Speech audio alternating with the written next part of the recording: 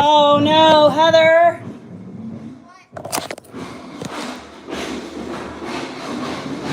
You threw that in the garbage outside, right? What? I think I threw away my entire pack of jewels. No, it's right here. Right Where? here. Where? Right at the front door.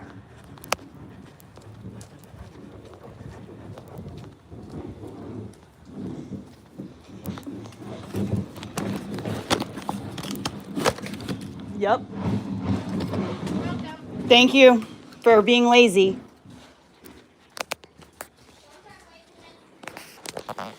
Laziness has saved you.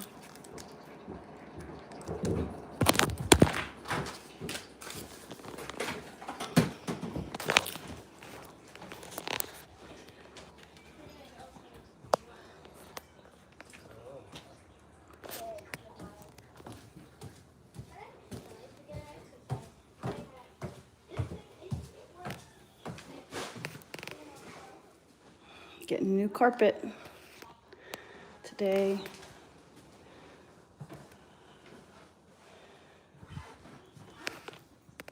Oh yeah. It already smells different in here. It already smells better.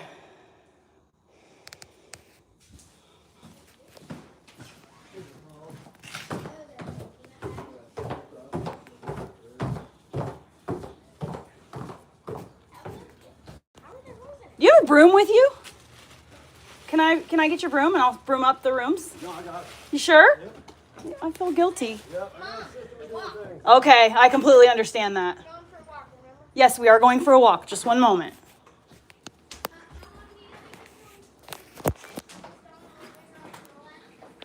He'll probably be another hour and a half, Elliot.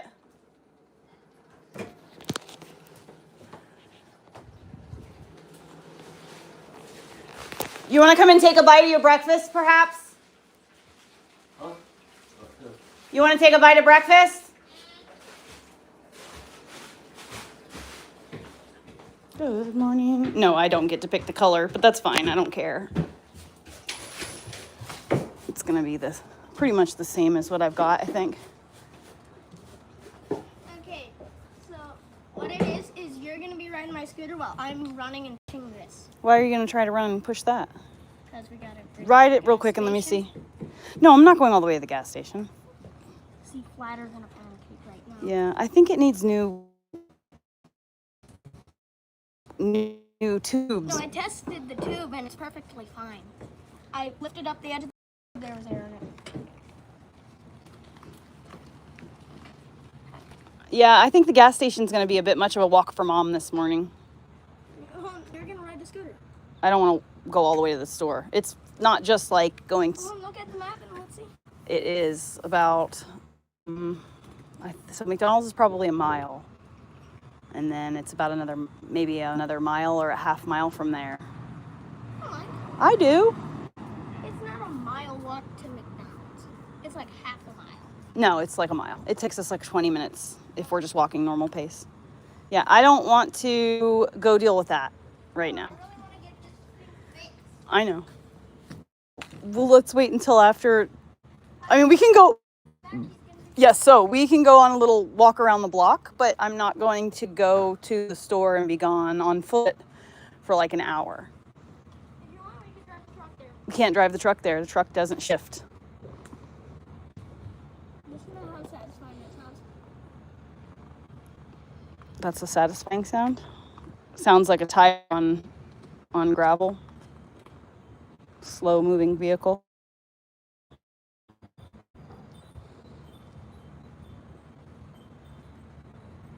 it sounds like nothing when you're on. Hmm? It sounds like nothing when you're on. Mm-hmm.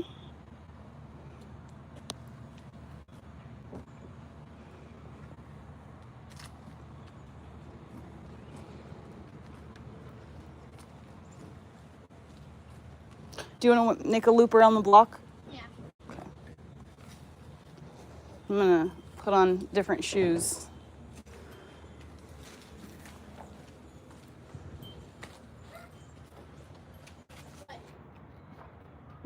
This bike is my height. Yeah, well, we're almost the same height.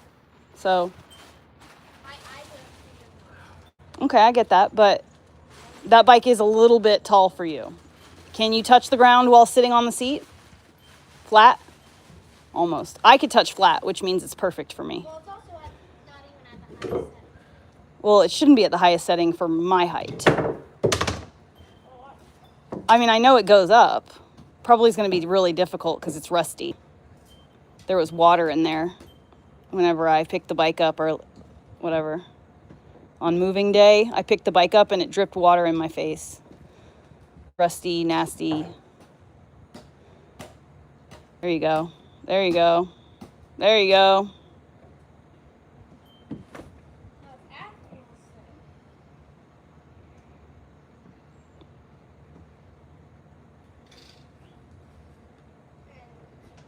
There you go. Yep, that's perfect now. All right, be mindful not to cut up my tube with the rims. This is me standing up. Just don't ride on it too much so that the things don't get pinched. Well, the neighbors have a bike, Mom. The neighbors have a bike? That's cool. Elijah's mom has one.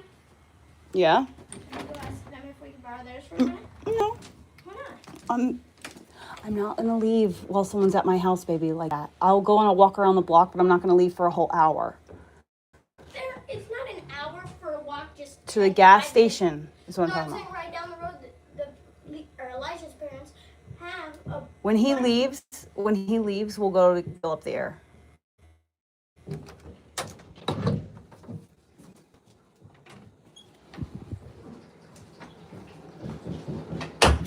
Oh,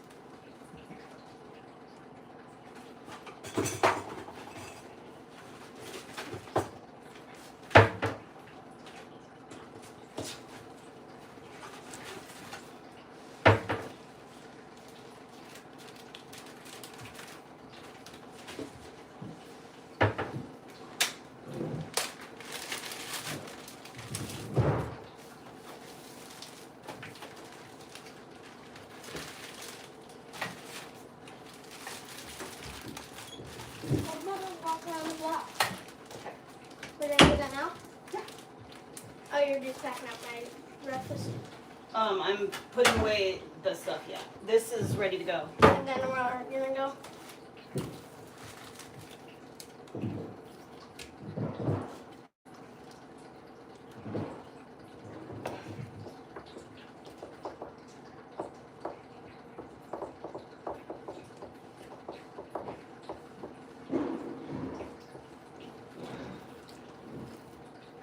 What's that? Burrito filling.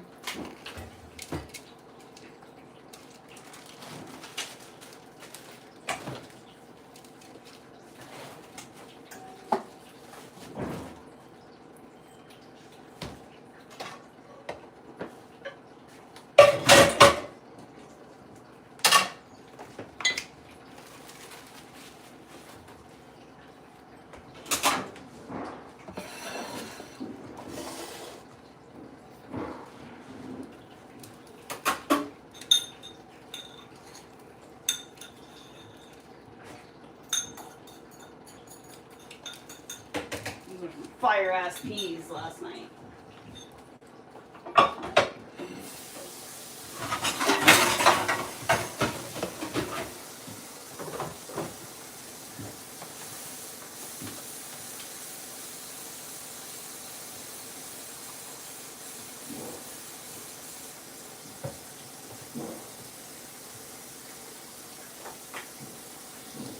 When you're done with your sodies, hit them with some water. Look, a little bit of water to get the last of the stuff out. I know, that's how me and my dad do it. Okay, and then put them in here.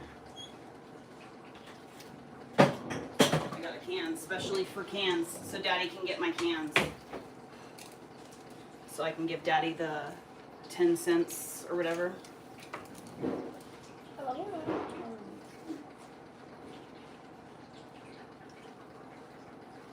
I'm officially taller than you.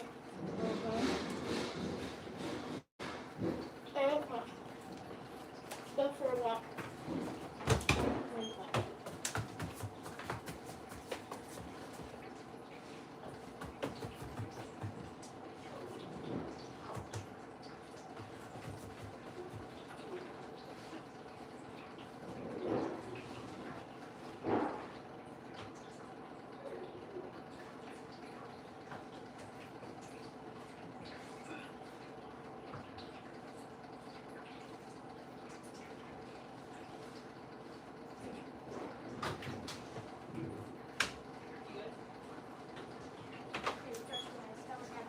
Oh yeah, my bad. All right, let's go for a little walkie walk. Of course it's uncomfortable, that's the point.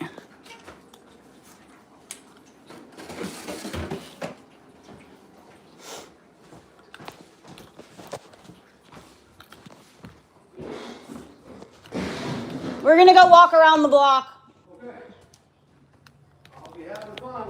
All righty.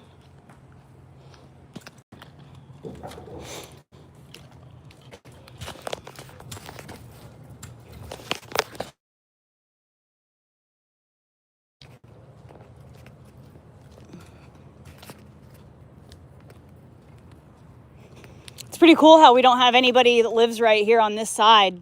There's a big old ditch and a row of trees. That's awesome. That there's nobody's house pressed right up against our window. I love that there's this big ass house place here. They've got this big ass swath of land. Tiny little house, big old property.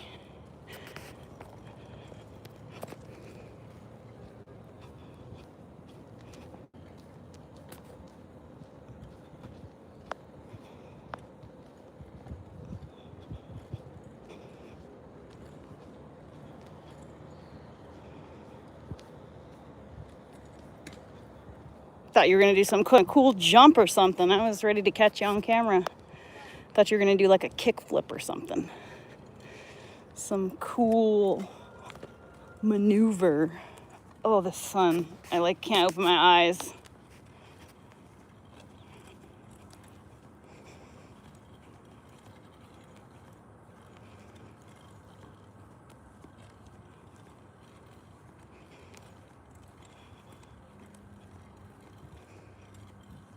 Is there a culvert in the road? Am I gonna trip on?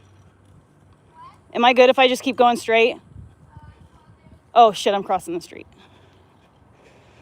If I can feel the line in the middle of the road in my foot, then I'll be good.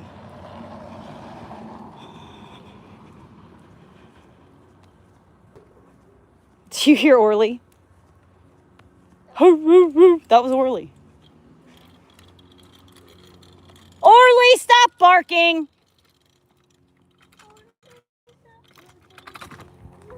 Hold on, pause for a second. Look at this whole road, it's gravel. I know, I drove over it while it was still tacky. Oh, look at it. Yeah, dude, be careful because it's tar and you don't want that on you. But yeah, remember, or I think I told you, so they lay a layer of sticky stuff down, and when they do, that sticky stuff is tar and they are filling cracks. Asphalt, You know, they use tar to fill the gaps, the cracks in the asphalt before they lay new asphalt. So when they were doing that, they were putting tar in the cracks and then stamping big hunks of asphalt into the cracks. And that sticky stuff, makes it adhere. So I drove over it and it stuck to my tire. And so for like a week, it was like gunk, gunk, gunk, gunk, gunk, gunk, gunk, gunk. Because there was a hunk of gravel stuck, basically vulcanized to my tire. Wow, this is a nice yard. Look at that. They've got like a freaking water fountain. And a whole ass fucking... Got pools. This looks like a toddler's fucking theme park over here. Look at that, a big field. I love how there's not very many houses in this neighborhood. We got so lucky. Look at that giant sprinkler, Elliot. How many gallons of water do you think that pumps out a minute?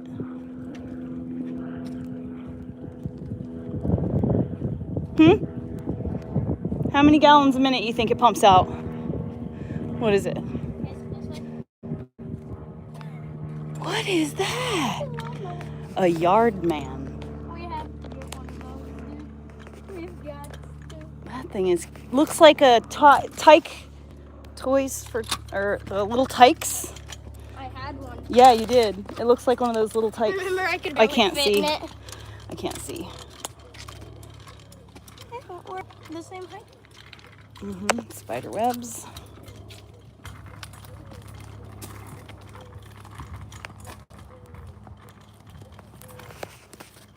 I should have put mascara on. Whoa.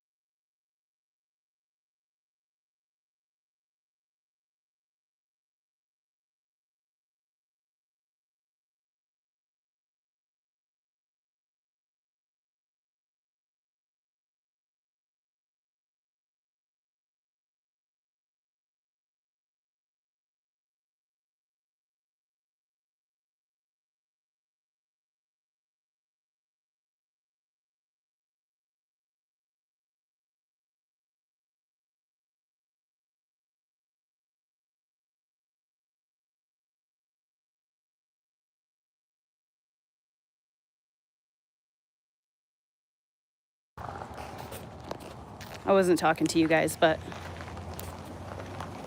I'm notorious for muting it inadvertently.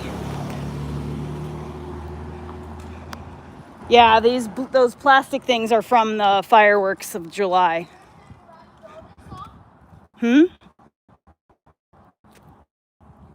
Oh, it is an alley. Cool. That's where the ditch is that goes to in the back of our house, Elliot. That's our ditch. No. Straight ahead, that's our ditch. In the backyard. Or in the side yard, I guess. I think I need to take my meds. Did I take medicine this morning? I don't remember if I took it or not.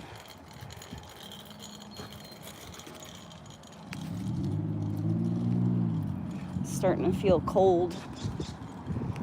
Be mindful, that guy's a zoomer. Sim Sima. Who got the keys to Bima. Who am I?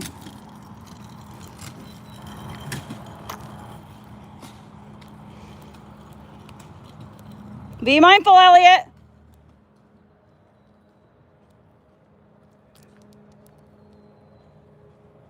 He just about took that lady out.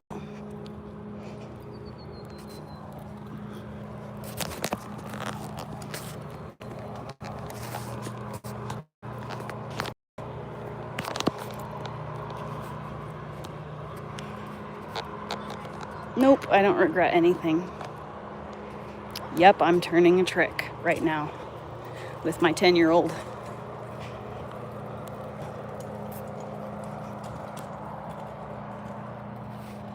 Sad that those are the types of assumptions that people's mind goes to. You know, it's sad.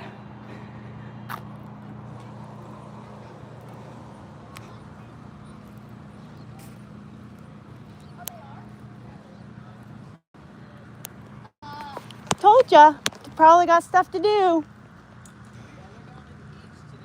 Ooh, cool. And to come over if he ever wants to.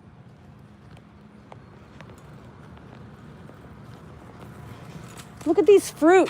What are these fruit? Oh, they're... Well, are these plums? Yes. We like to call them... They're plums. We like to call them the devil's plums. You want to see why? Why? Don't do that in someone's yard. What? Don't do that. You don't do that. You don't do that in someone's yard. You don't do that. No. It doesn't matter. You don't do that. If it was anything else, I'd make you clean that up just now. Yeah, don't do that. That's like their walkway. Oh, I thought that was good. No. I kind of want to make you go back and scrape that up. It's plum. I know it's plum, but you don't just walk to your... You don't go to your neighbor's house and then throw fruit all over their yard and then walk away. Even if it's fruit from their own tree, you don't show up and blast the fruit all over the concrete and then just take off. That is super inconsiderate. Very bad neighbor. That's not very neighborly. That's not very neighborly of you. You could have the fight all you want. Just get away from their front area. Don't throw the plums in their walkway. That's their home. Throw them in the street and all that stuff. That's fine in the grass, but just not. That's fine. Just you don't smash it in their walkway. And oops, stepped on my camera. You don't smash it in their walkway and then just take off. That's just very inconsiderate. Not very neighborly of you.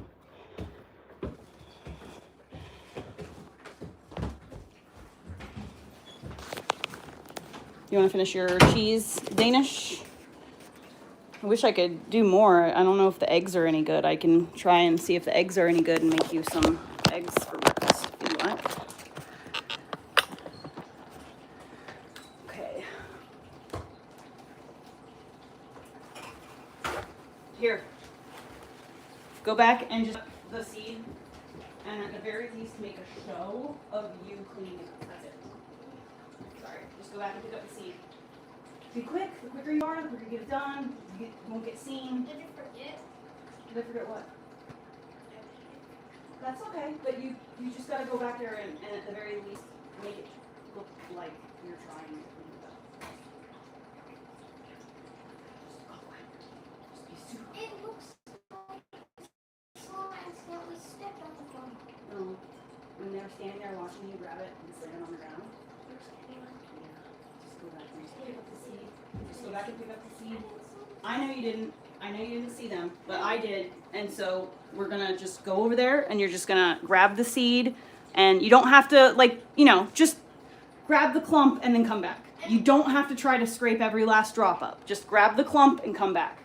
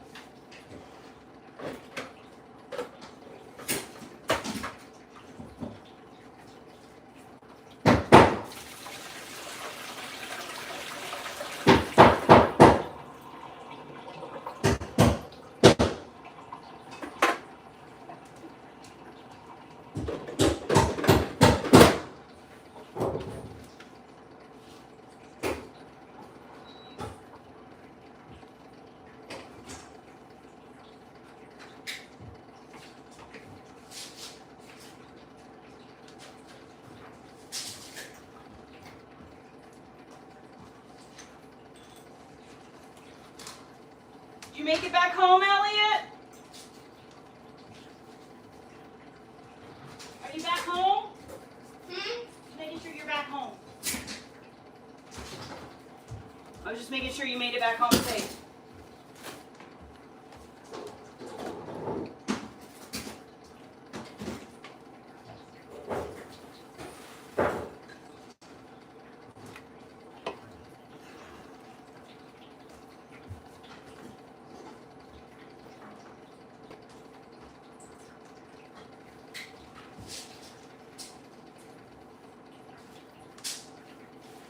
You want me to wash your hat? No.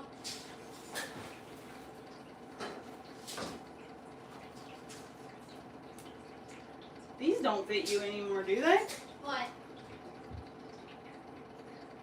What? I don't think these pants fit you. These are Polo Association. Show me. I think these are too small. I think this might fit.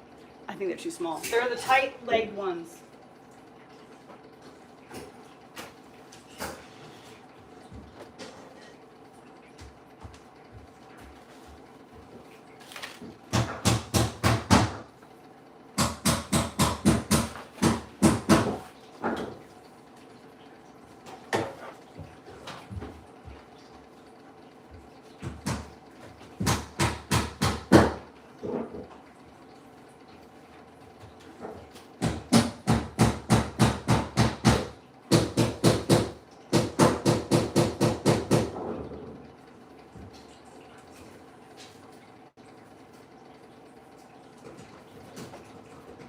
Hey, Mom, Love. can I watch BMG? Mom? Yeah, I guess so.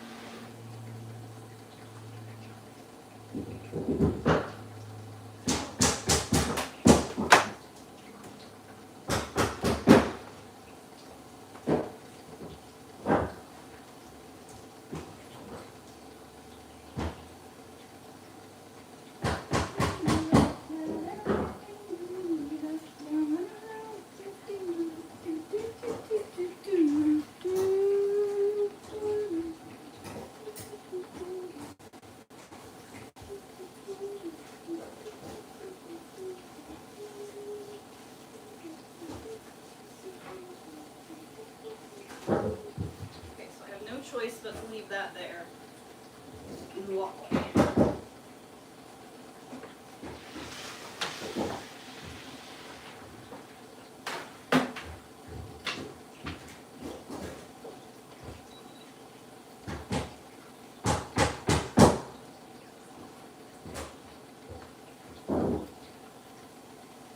La la la la la la.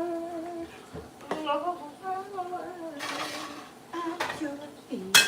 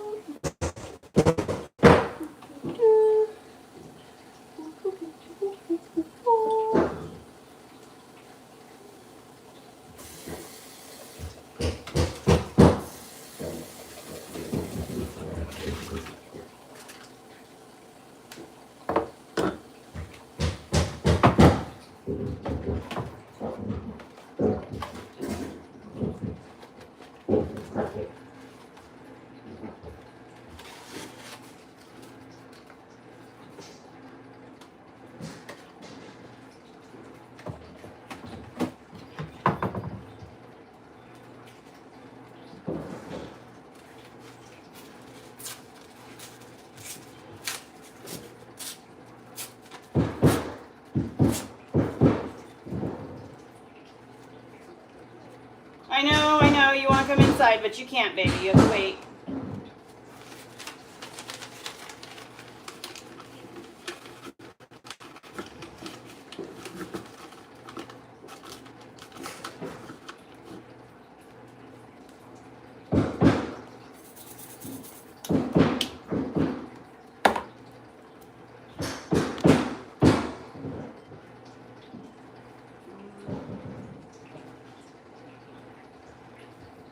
I feel bad, I want to let my dog inside, but he can't come inside right now. Let me go get him some fresh water.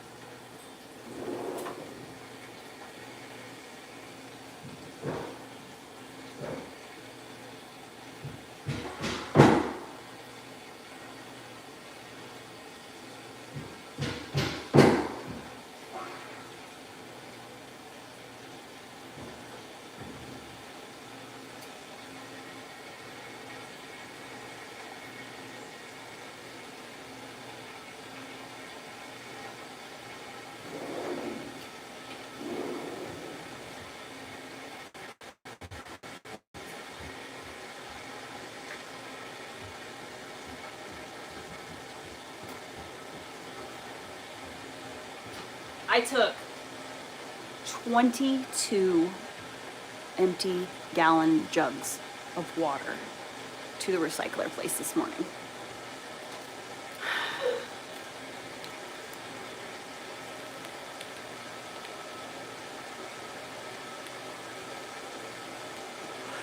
Hello, everybody. Good morning, afternoon time.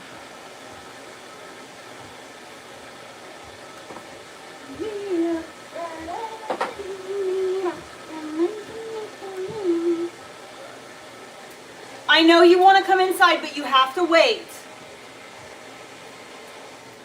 Look at my plant leaf. Look at my baby. Look at that.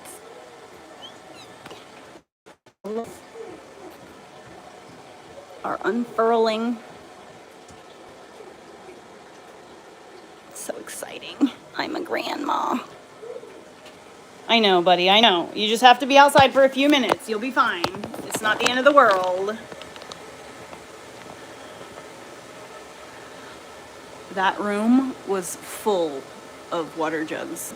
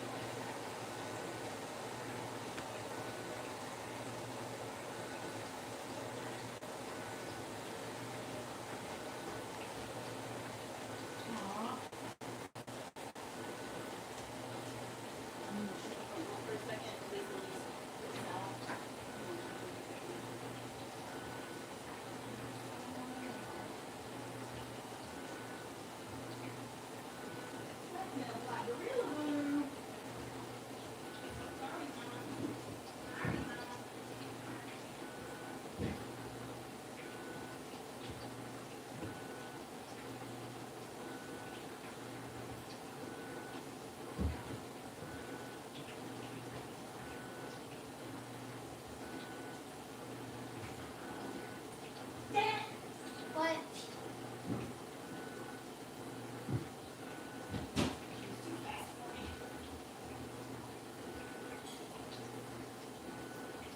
She is pissed off.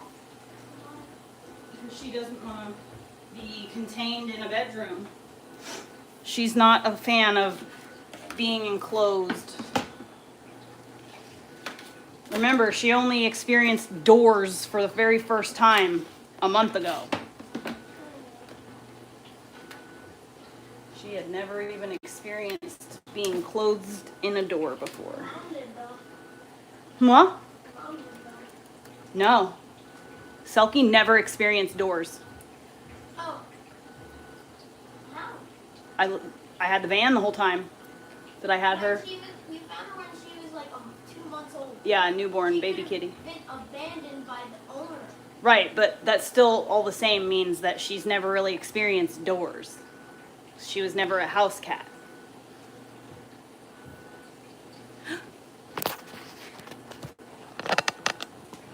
Just forgot, or just remembered. Ex-CIA agent discusses 9/11 JFK.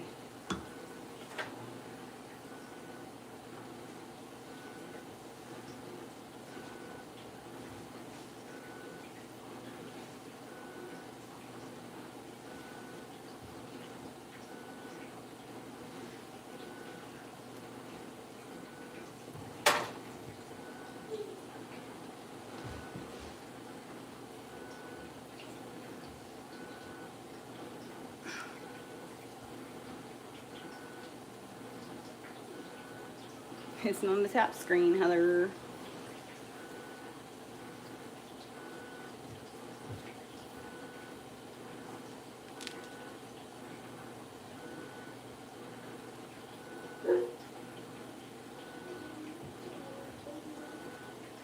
I know that you want to come inside. All right, you can come inside for a little bit. Give you some food. You gotta stay from underneath his feet, though. You gotta stay right here.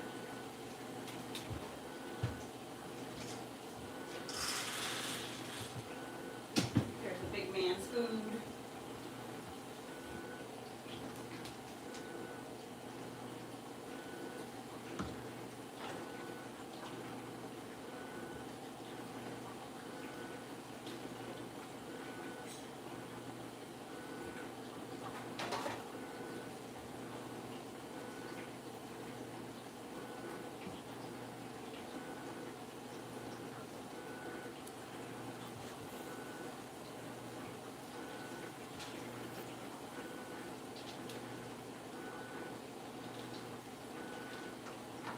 What did I just do?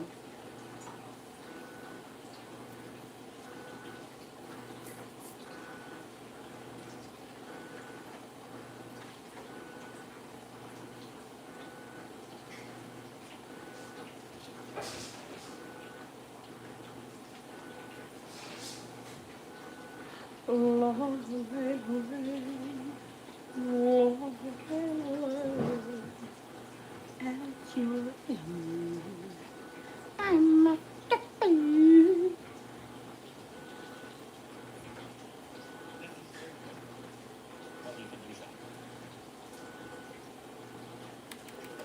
His person, his team, who's definitely not connected to the federal government at all, his team just does like these basic searches and I'm just like, okay, here's a Collins. Do you know how many white Collins there are in the world? Do you know how many white Irish Collins there are? Millions. Yeah. So they just took the first one. They're like, there he is. 24 checks out. Morons who are definitely not connected to the federal government in any sense of the word. Just thought I'd put that out there. Don't want anybody to think that potentially this guy's connected to the federal government. That could be. But Mikey being a handler makes sense to me. Charlie was very clear that he had handlers. I mean, he's pretty open about it. The fact that he couldn't even do his own social media, that to me shows that he had handlers. That right there, that's enough for me. I don't know about everybody else. You tell me that you're not allowed to tweet unless somebody approves the tweet, you have handlers. That's past being an assistant, right? Andrew was the one doing that with him. Somebody's answering on your X and your social medias. You're only allowed to talk to certain people. You have to have secret conversations, obviously secret conversations with Candace Owen or other people. You're not allowed to tell them. You clearly have handlers. You have this X-Men school that you're a part of. When you leave the school, you have this spiritual advisor that's with you all the time. Then that spiritual advisor goes away just as you meet Bill Montgomery, and he tells you to start Turning Point. He becomes your handler, disguised as a mentor. Then after he passes away, literally like 6 months later, you're introduced to Rob McCoy, Frank Turek. They act as handlers, but they're mentors. Then as that's happening, or even before that's happening, meeting Erica. Erica's like an inner handler of sorts, right? A wife handler in that sense. Then you have the person around you who's hiring everyone around you. That's Tyler. That's like a handler. And then you have Mikey McCoy, who is literally beside you all the time, watching everything that you're doing, taking pictures of what you're doing. Handlers. This guy has handlers all around him his whole life.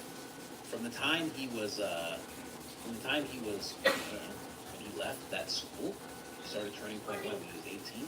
So almost from the time he was like 17 or 16 Hey, you want to put him back outside, Mom? He's been guiding him Yeah. the entire way. He It's tried to definitely climb not up great. the stairs. Definitely not great. Anyways, let's move on.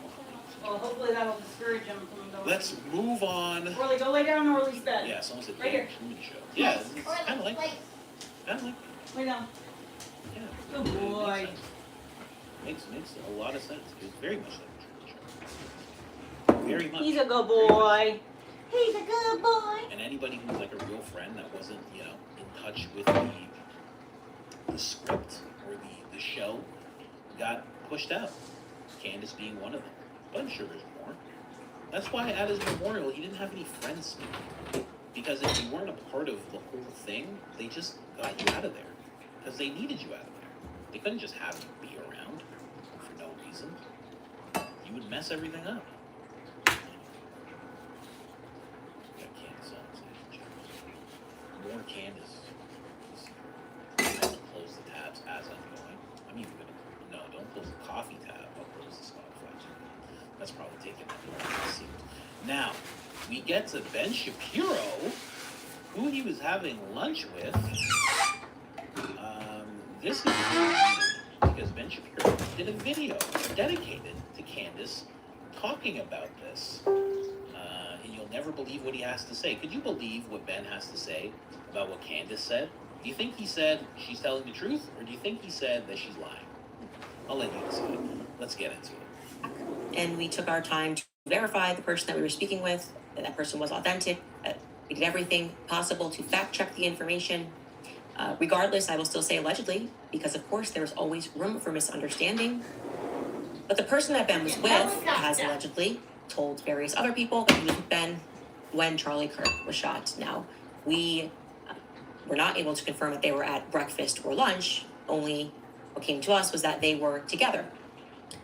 And that person is a man named Gary Javich.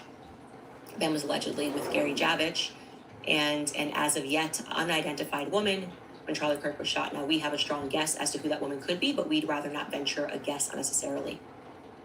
So Gary Javich is not a person that you have likely ever heard of unless you are Jewish and involved in the community, but he is certainly very well known, actually very powerful.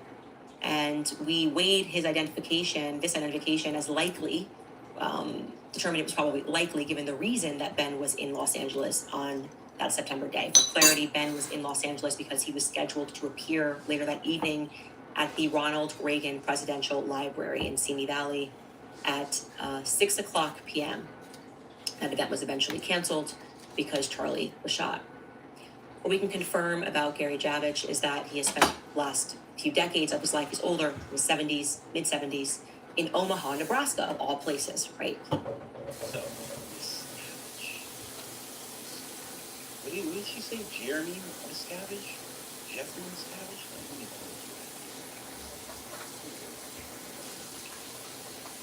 Only what came to us was that they were together. Now, we were not able to confirm that they were at breakfast or lunch. Only what came to us was that they were together. And that person is a man named Gary Javich. Gary Javich. Let me see something.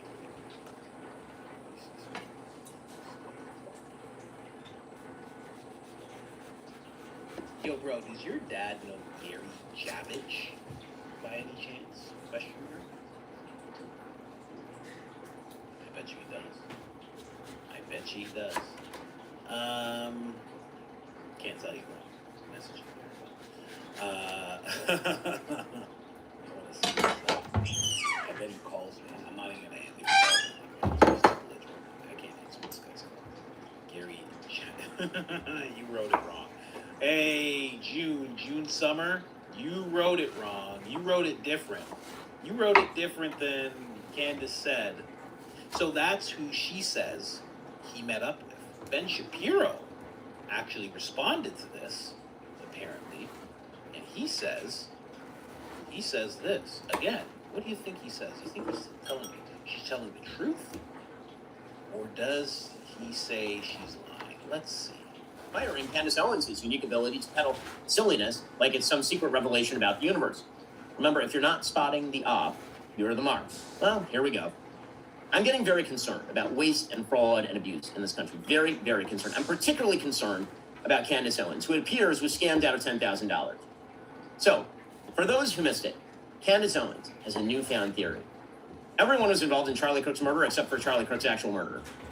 And lately, she's been trying to wrap me into that. Twas I. Apparently, it was me.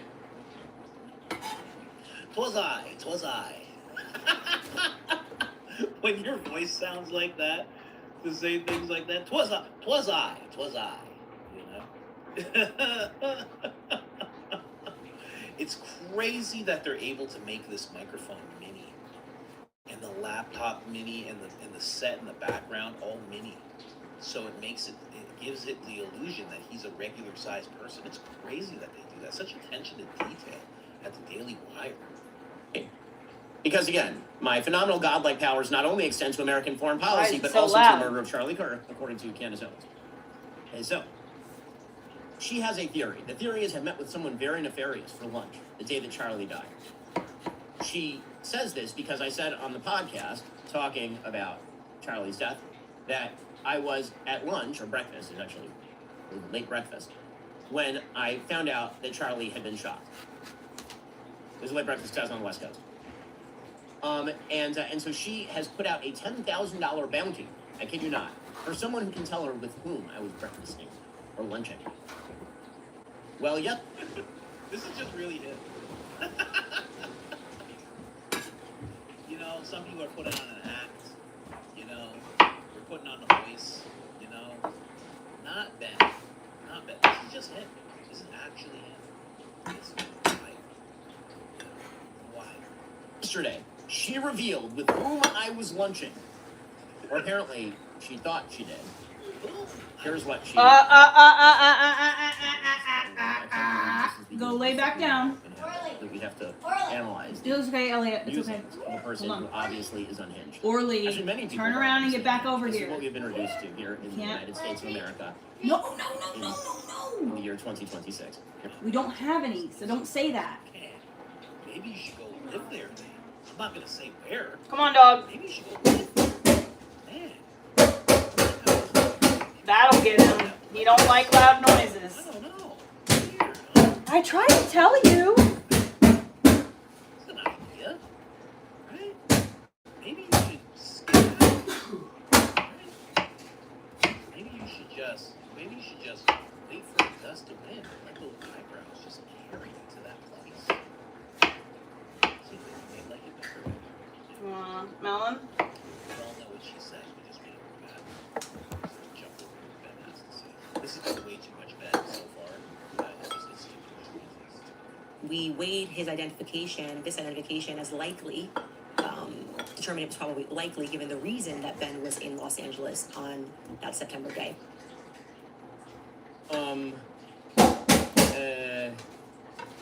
Who? What? Who? Oh, let me tell you something right now. If that's what he is going to try and move with,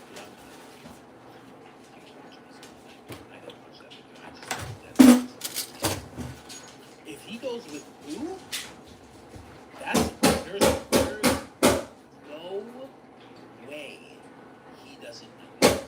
I know it. Okay? Far more I know about this world. Ben knows who this guy is. That's why I messaged my friend. Hey, is your dad? I know my friend is going to come back and say yes. If he asks his dad will say yes. If his dad knows, for sure, Ben, 100%. First of all, it's a very close community. Second of all, there's only so many people doing the work that is, so many people doing it at certain levels. There's no way Ben doesn't know this. There's no way. Absolutely no way he doesn't know this. Good boy. Tried to tell you he was going to be making This noises. lady. What now? So if this was Gary Javich, who Javich? Oh! You don't know how to pronounce his name? Oh! He doesn't know how to say the name. Wow.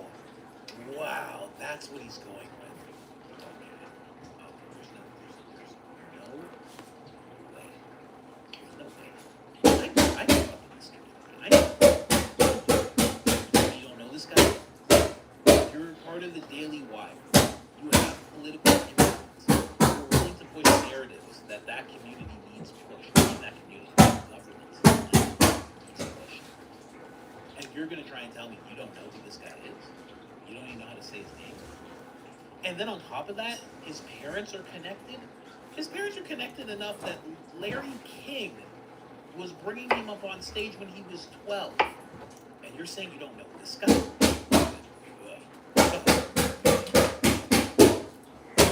Who? Ben Shapiro probably knows my friend's dad.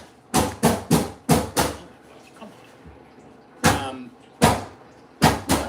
If it was Gary Javish who called us in to pick up a $10,000 reward from Candace Owens, then Candace, I'm sorry to inform you, you have been scammed. In fact, every time Candace issues a guess as to who I was lunching with and is wrong, I'm going to donate 10 grand toward the education of Charlie Kirk's children. So now I owe go send me 10 grand. I have a feeling by the end of this, she's going to impoverish me. Gary okay, so I don't know. Hey, man, you have to be able to finish a sentence.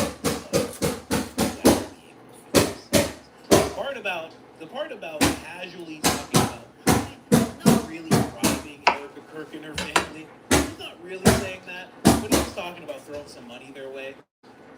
In fact, I will give money to Turning Point every single time. You're making it so you get to speak at the next AmFest? Well, that's kind of weird. You're not benefiting anybody but yourself by doing that. I guess the children. They're going to be a part of Turning Point. They're not going to need to. I guess they can go to college. They might want to follow their dad's footsteps and not want to go to college. Ben, are you going to finish the sentence? Who that is. Like, at all? I mean, a lot of people. I can guarantee you that Gary Javits is not the person. I'm going to play a guessing game with Candace now because this is so stupid. I can't believe how stupid my life has become now. This is where we are. This loon bag is going around speculating that randos are people that I had breakfast with on the day that Charlie was shot. This is where we are in life now. This is where It we are. seems to me like he's lying. To the tune of lots of listeners. People like this crap, apparently. Okay, man. All right. So you're wrong. It was not Gary Javish. When you don't get any views, that's what you gotta do. It's okay. Listen, you're not getting views. And Candace, she gets views. Hey, we all know. It's all good. It's all good. Are you kidding me? Prominent leader based in Omaha, Nebraska. Most recognized for its extensive leadership within civic organizations and advocacy, particularly regarding human relations and veterans advocacy. He serves on the National Council of I don't have a name for this. We'll say APOC. Does that work? Whatever. So he serves on that, on the National Council. Ben doesn't know him. Okay. Operates conflict resolution, utilizes background in health services, civic recognition, is highly active in Omaha civic sphere, recognized by US This honeydew tastes like cinnamon. Bacon, John Bacon's S for outstanding community work. Okay. So that's like his biggest claims. To think that Ben doesn't know this guy at all, like he even has a YouTube. I mean, what are we talking about? This is so crazy. Anyway, Ben's shocked. You know? Guess again. Don't know Gary Javish from Adam. I've never heard of Gary Javish. If I met him in passing, because again, I can't testify as to like every single human I've ever met. Possible. Don't know him. Never breakfasted with him. Don't know. But again, this is the kind of genius level material that you are getting when you listen to Candace's show.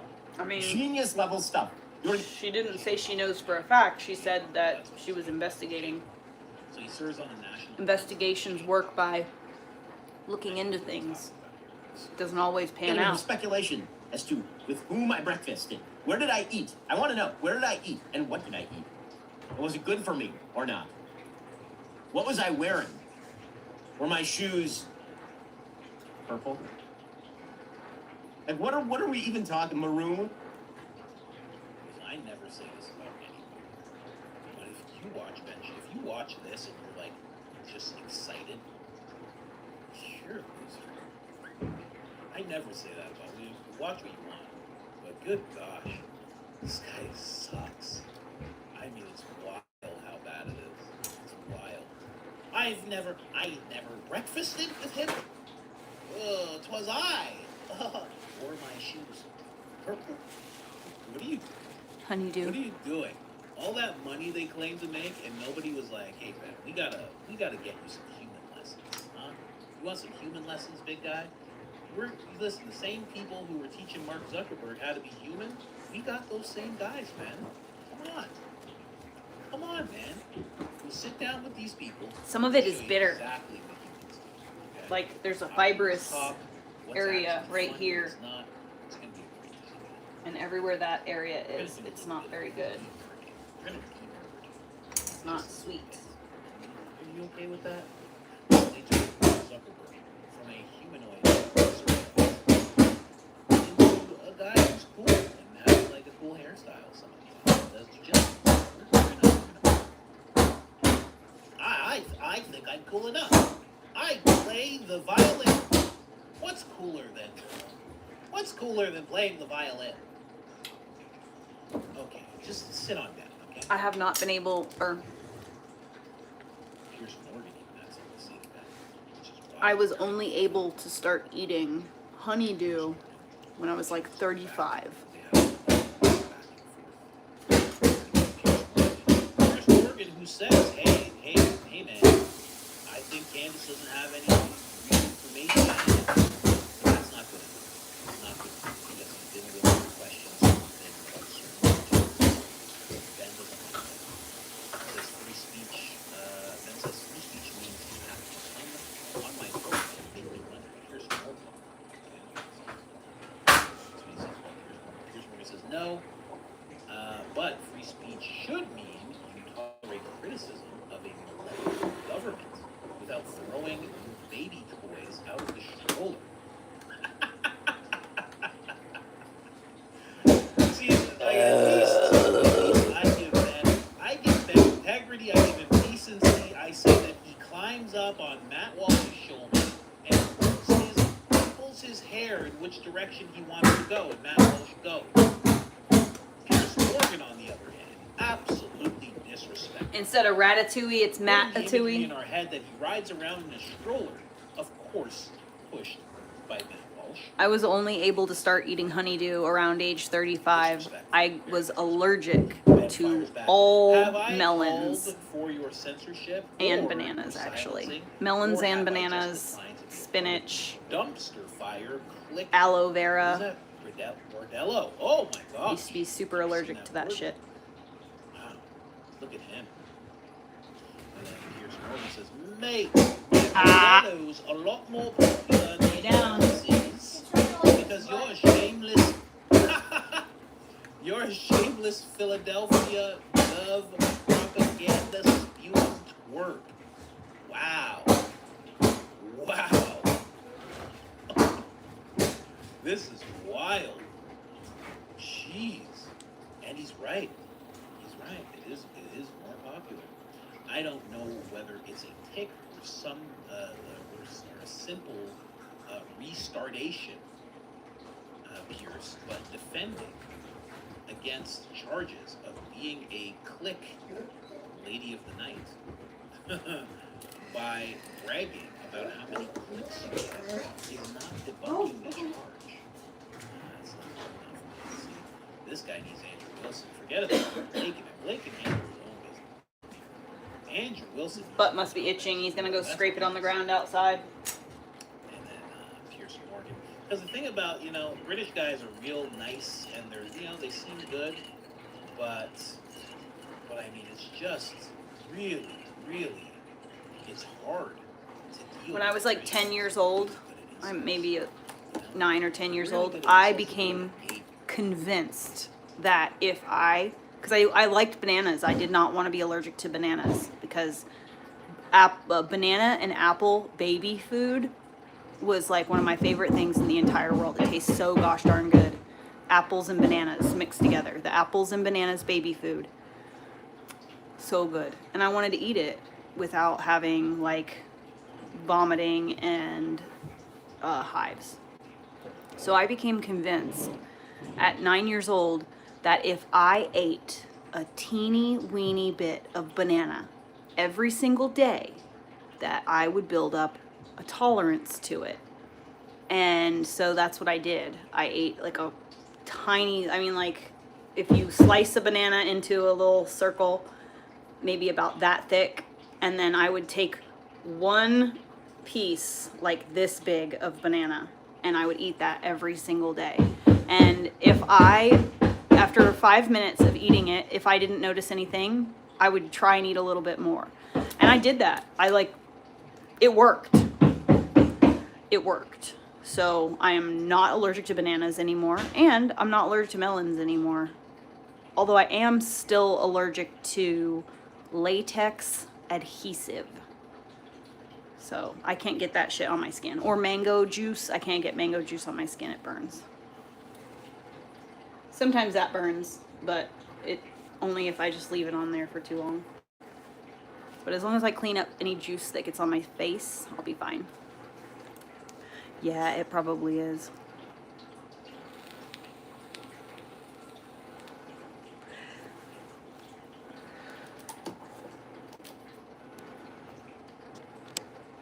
Oof, guys, I don't want you to make the same mistake that I just made. Whatever you do, do not click on Lewis, the devil person. Just don't click on their thumbnail and look at his fucking photograph. Don't do what I just did to yourself. Oh. It's so funny how the fat, ugly, gross, like men who take photos from this angle always have something to talk about women's appearance.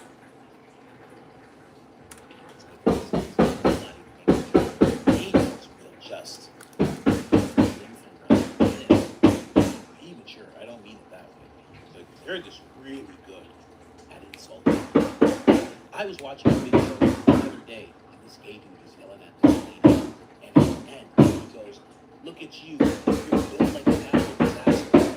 And I said, "Oh my gosh, I've never heard anybody say that before." And he was right. It was crazy. And the girl didn't know what to do. She was so upset because she'd never heard that before. That's just what they do. This is a regular Tuesday for a gay dude. That's not even a big burn to them. They're just like, yeah, I said what I said. They just walk off. All sassy, swinging their hips and stuff. The same. British dudes are like that. They seem real nice and everything, but they've been like watching Monty Python since they're like infants. You know? They're sharp is what I'm saying. Your repeated use of the word restart or Thanks, Robert. restartation That's nice. as slurs perfectly sums you up. The nasty little bully who mocks the less fortunate. Yeah, well, Pierce Morgan, lighten them up. Lighten them up. either way, you're a loser.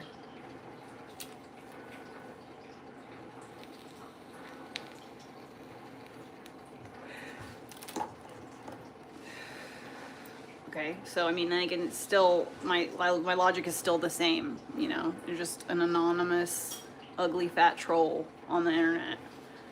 The logic is still the same. Doesn't matter if it's Robert De Niro. I didn't actually enlarge it.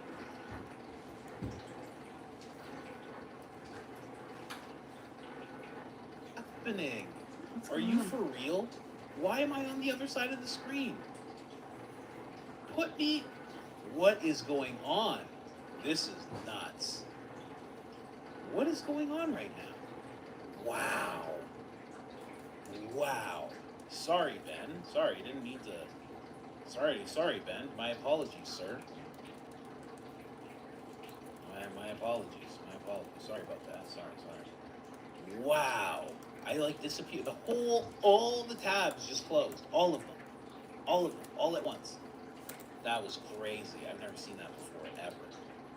I've never seen that before. All the tabs just closed. Oh, man, oh, man. And then there's another, look at that. And then another window opened up. Wow. Ben said enough is enough. Yeah, I guess so. I guess so. I'm sorry, little guy.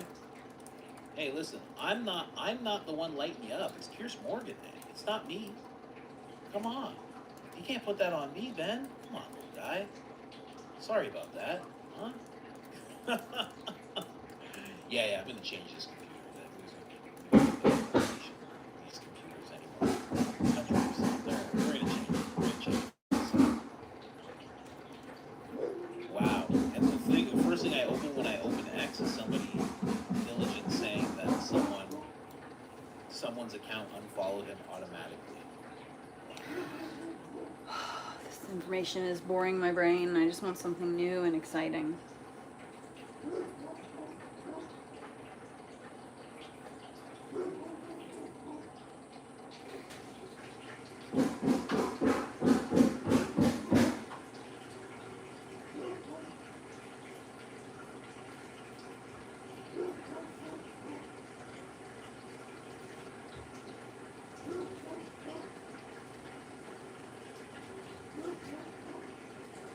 Orly, baby, there's no need to sit outside and bark.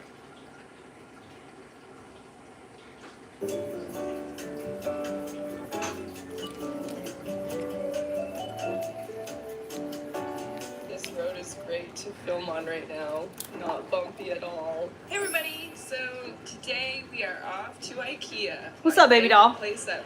I'm really looking forward to it. Oh, what? Are you noticing the angles telling kind all of the weird? I neighbors that forgot we my were car the tripod. big So dog in this is town. all we've got today. So as I was You're the saying, today big we're going dog to around IKEA here? because we're on a very important mission. We recently got Oh, a no. fulfillment center Hold on. for Embrace. We Hold ran the on. lab launches Uh-oh. out of the I'll have to do basement. something else. It's really awesome. And it's got a little room that I was hoping to make into a break room. I wanted to have a little couch and a little little spot bit to of eat, Texelmeister. cute, and kind of an area you can go and just have a little sit down or have a nice The little cheese, lunch break. Tex. And it feels The cheese, calm Tex.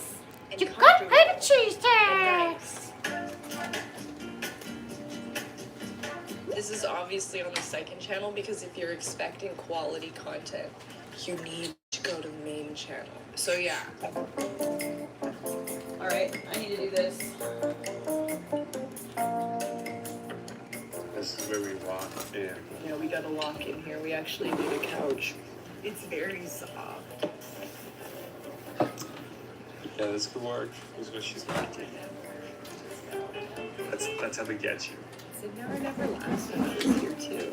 But it's still here. That was like 8 months ago. You look so pretty. White though, without messy roofers. Like messy roofers, they're all my friends, so I'm allowed to say that.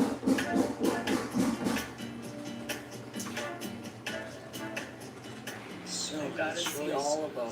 Not leave until I see them all.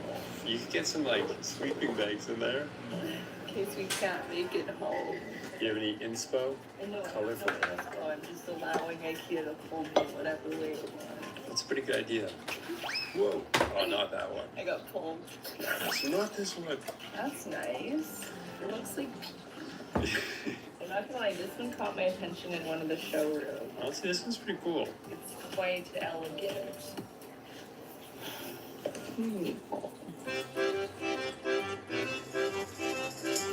Exciting! So we're Canadianed up, you guys. I had to. The perfect fusion of Swedish and Canadian. Like, I need this because I have some serious decisions to make. I need to be powered up. That's cool. This one, buddy. I'll try the food. Very nice. It would be fine. It's not fun for me this time. This is my haul so far. I'm just gonna head to the washroom, so I really freeze out. Look at this. I have seen these like a year ago, and they're so cute. They look like the jaded ones. Seat cushions, because I have a flat cutlery, so people can eat, and this blanket, so people can nap. Because napping is fun. That's all, and it's all green. All right, Mia. Show us your muscles. Nice form. Where are you going? I don't know. The cart's over here. A few moments later. What happened, yeah? I'm too broken up about it. I can't speak about it. The fruit one was sold out.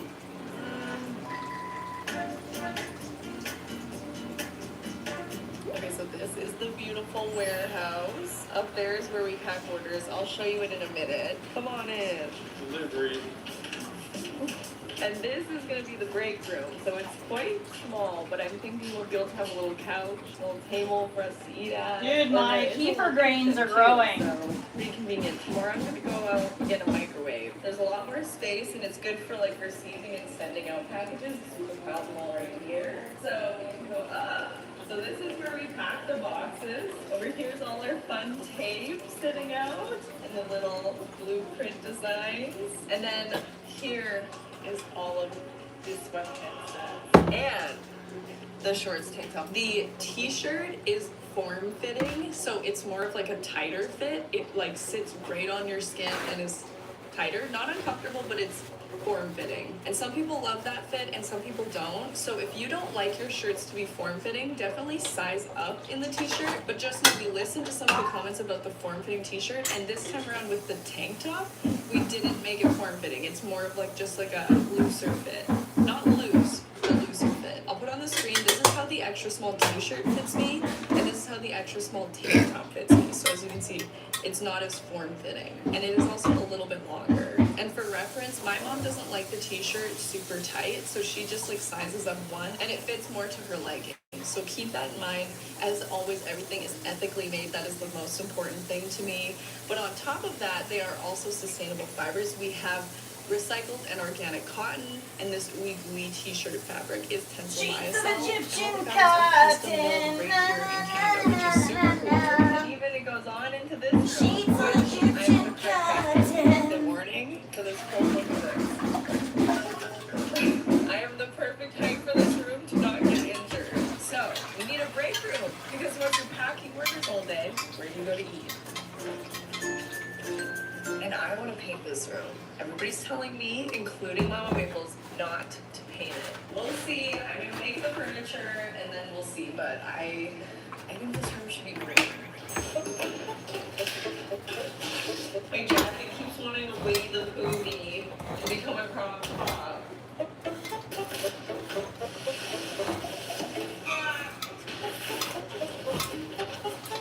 Oh, okay. Yes, I see. See, where are the legs? See, this is the thing with IKEA. They always hide it within something.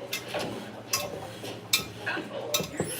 See, like, to me, this entire room is gray. The floor is like a tone of gray. The walls are gray. My couch is gray. I just so happen to be wearing a gray sweater, actually. I didn't even do that on purpose. But, like, it's too much gray. We need some lively green.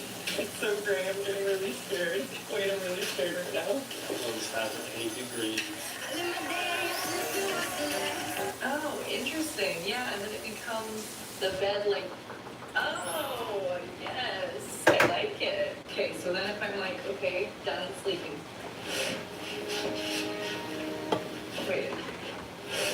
Wait, what? In you go. And I'm on the couch. Oh no, I don't feel think I have I'm enough setting up sugar. like a boy's apartment. Promise me though, like you guys believe in the vision, okay? Because I have a picture to put up, and I think it'll save it.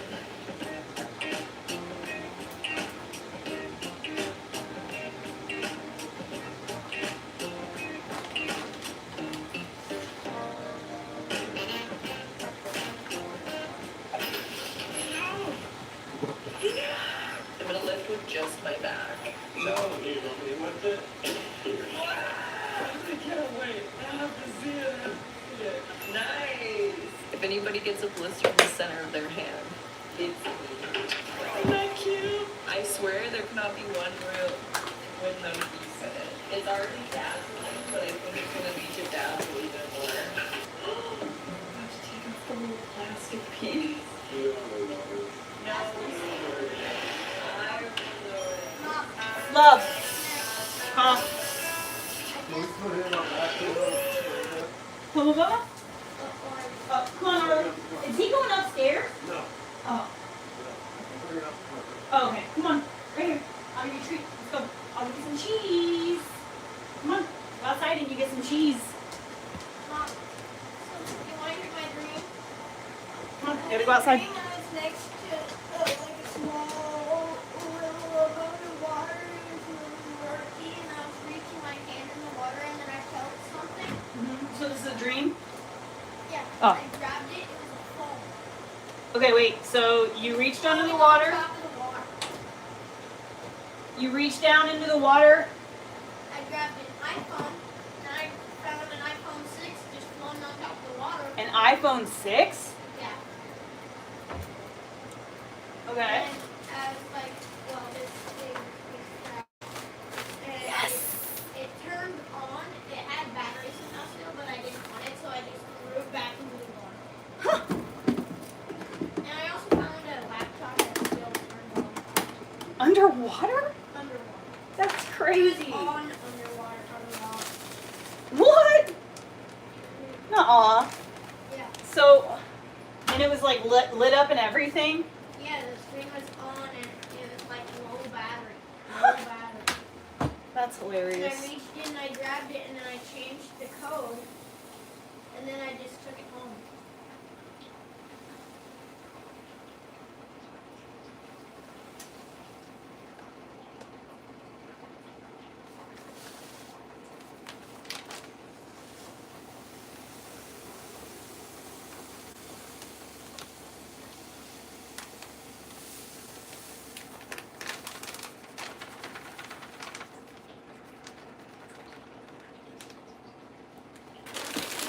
Thank you, Past Heather. Past Heather, who was like, man, I should get 2 bags of this instead of just one. What? You just found a guitar.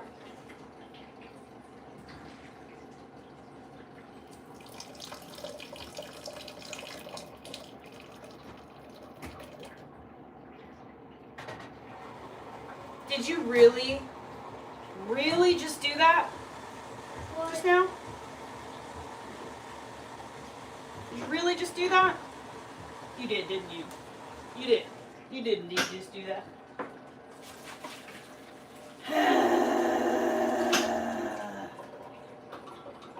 Just use tap water.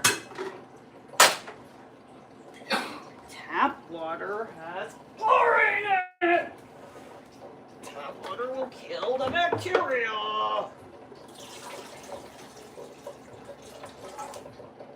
Well, that'll warm up. I don't need to heat that up again. I'm gonna have to go to the car and get some gallons of water. Son of a bitch.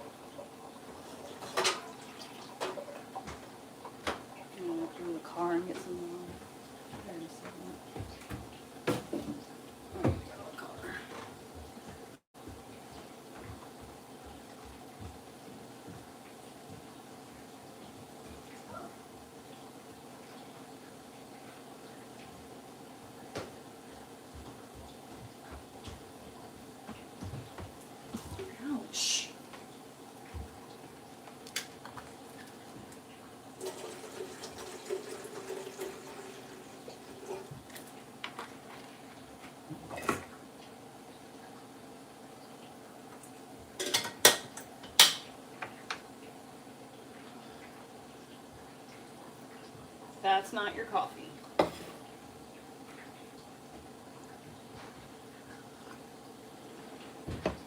My kefir grains have doubled in size. There's twice as much as there was when I purchased it. Look at what they look like. It looks like chopped up jellyfish. Like chopped up raw jellyfish. And that's the texture of it too. Slimy.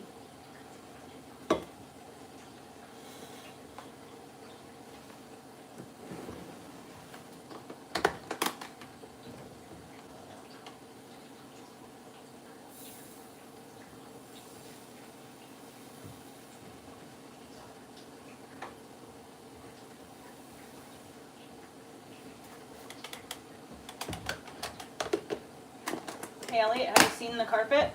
The color? What? Did you see the color of the new carpet No. when you brought it in? No.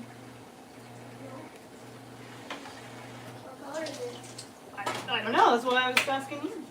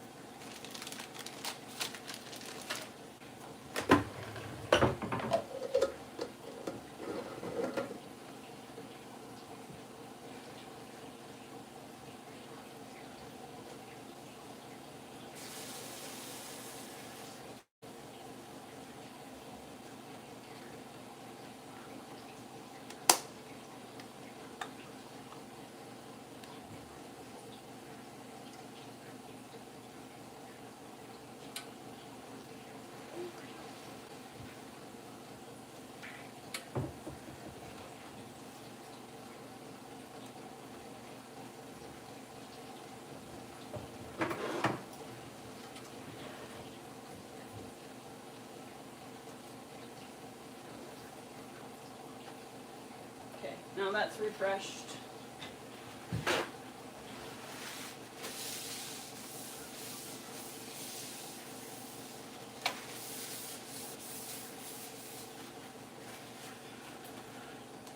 Where's your tall red cup?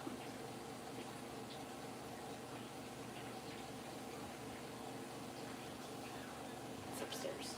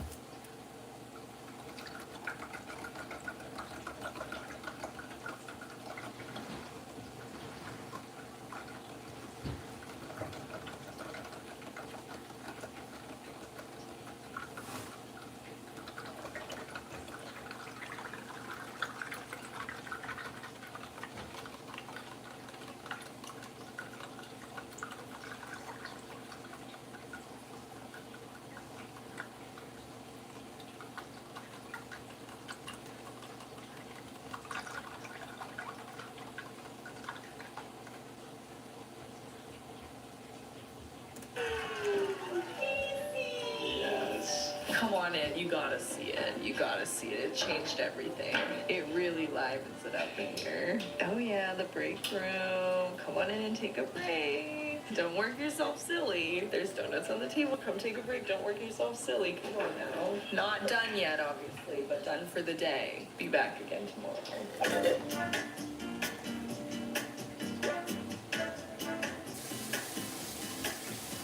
I'm not paying $200 for a microwave. A few moments later. We actually found a microwave, guys. I said we should get a cart, but he said no. We found a microwave. I have never struggled in Home Depot like I did today to find nails. Couldn't even find them, so I had to get screws. But that's fine. That's fine. And once we have a mirror, then we're good. And we can finish the break room. Why are you confused? Like, I don't know which, like, I don't want it sitting on the edge. You that little plastic thing underneath it. These little trays. Yeah. This is so ugly. Okay, Walmart, you're not winning me over. A few moments later. He's right behind me, isn't he?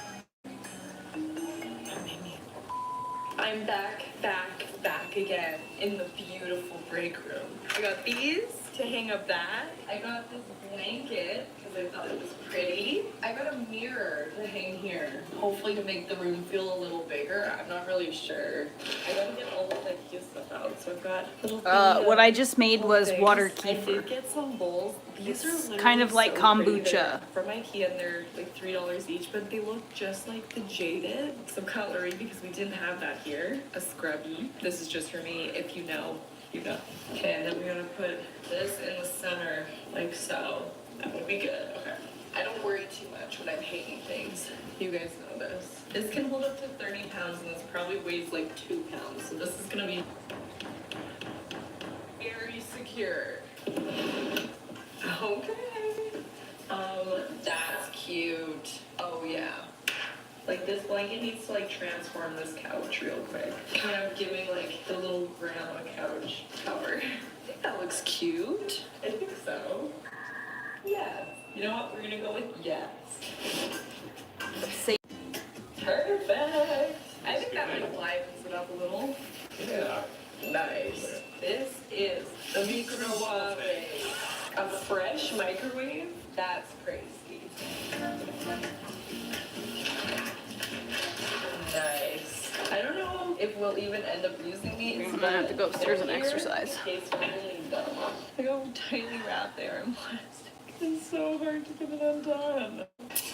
Oh my goodness. This is Oh, I my can't own go in my personal room. There's no hellscape, room you guys, anywhere. wrapping these. They're doing our carpets right now. They're so I don't know if you've heard the construction noise.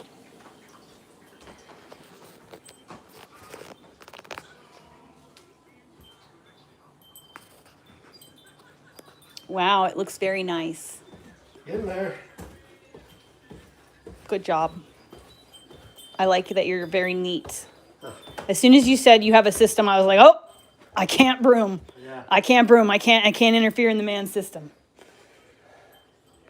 Yeah, it should turn out pretty good. Pretty exciting. Pretty excited not to have my house smell like fermented cat piss. Yeah, I put a whole can of kills on there up there. Oh, cool. And it's all new padding and everything, right? Sweet. Oh, this makes me so happy.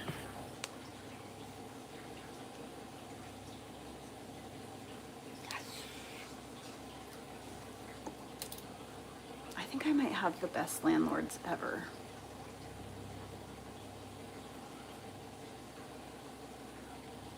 I got very lucky.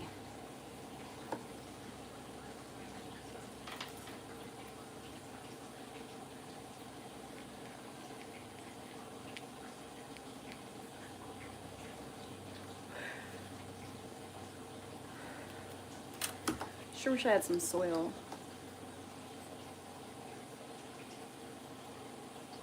Let's go plant this stuff for my cat. I got catnip. Let's go plant it for the kitty. I don't want to turn on my hose though, so I need to fill up this gallon mug with water first. Heather, don't throw up. Nope, that's not empty.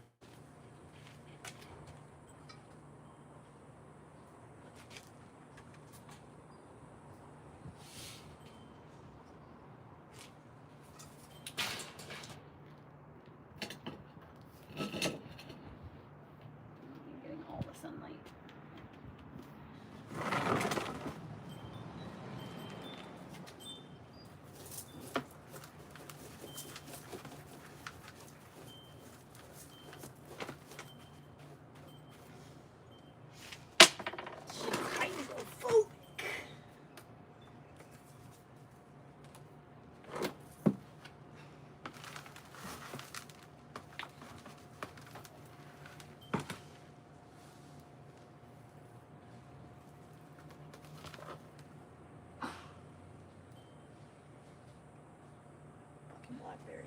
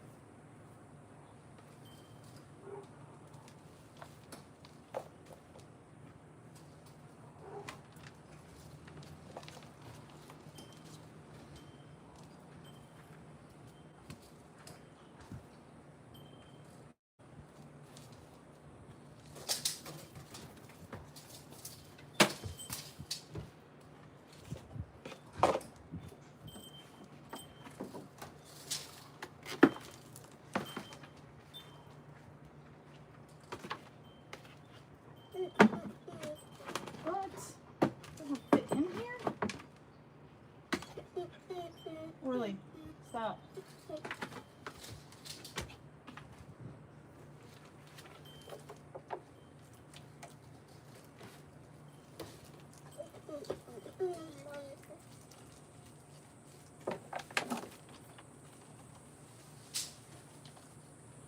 Okay, hello spiders, run away.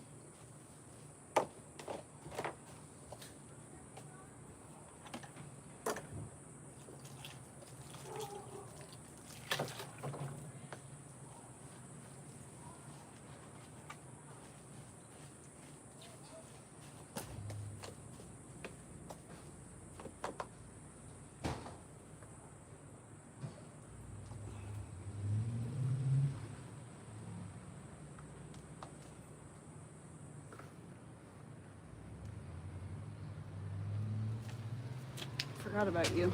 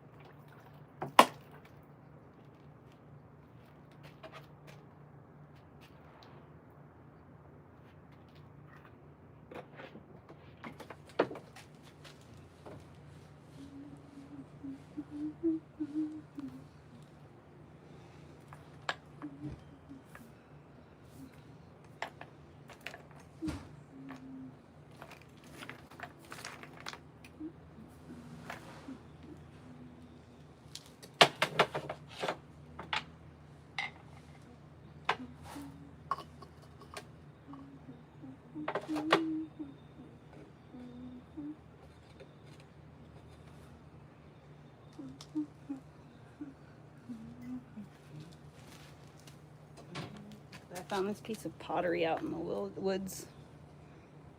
It's the edge of some kind of fucking terracotta or something.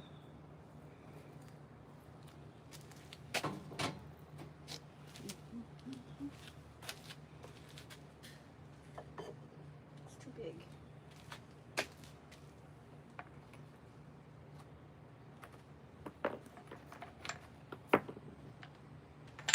That'll work.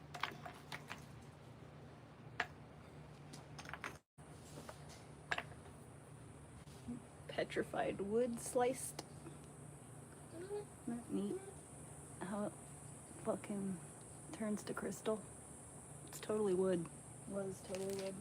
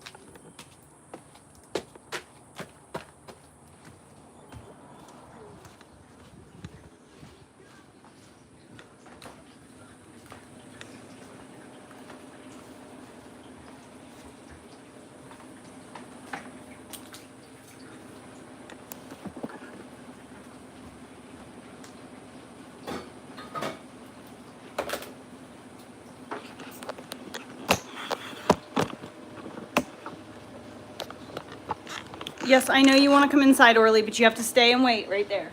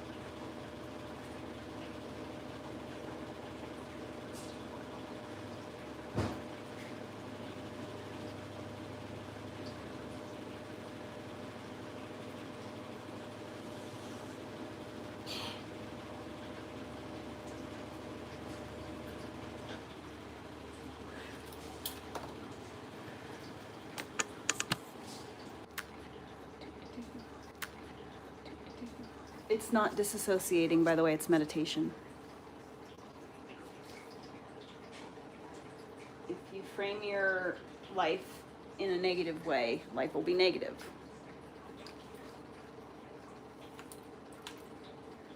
I want to exercise. I guess I could do it out here, but there's none of my weights or nothing in. I want to be in my room.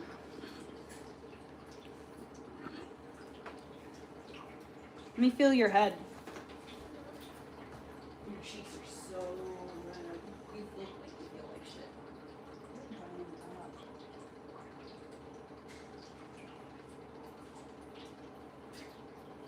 Let me drink water.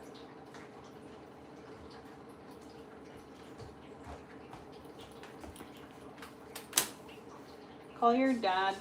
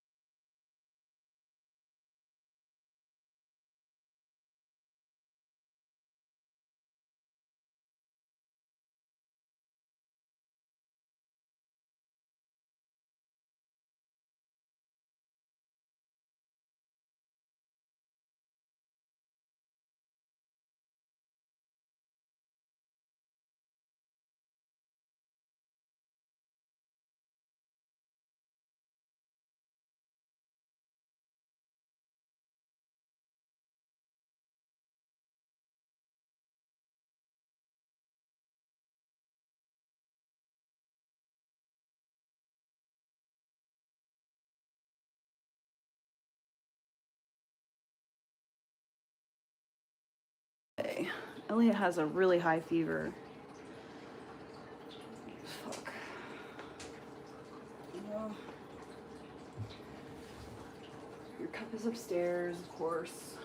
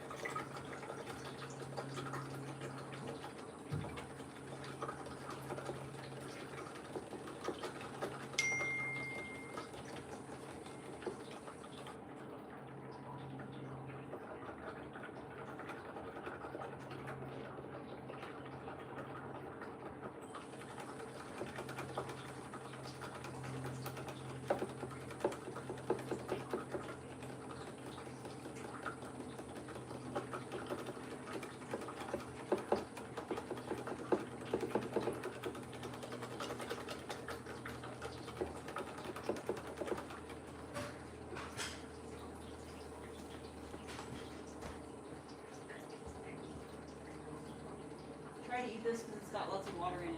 And there are some bits around the edges that are firm. You don't have to eat that part. If you find a fibrous bit. It's liquid IV stuff.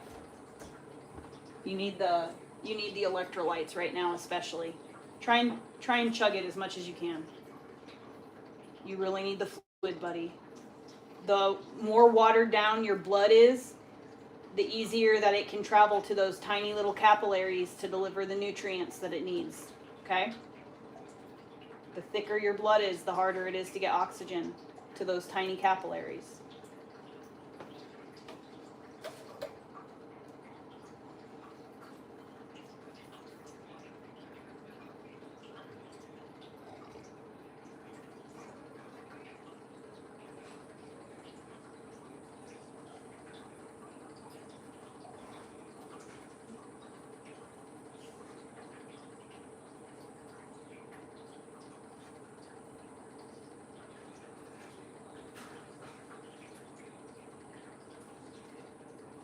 Oh, I can't believe this is it.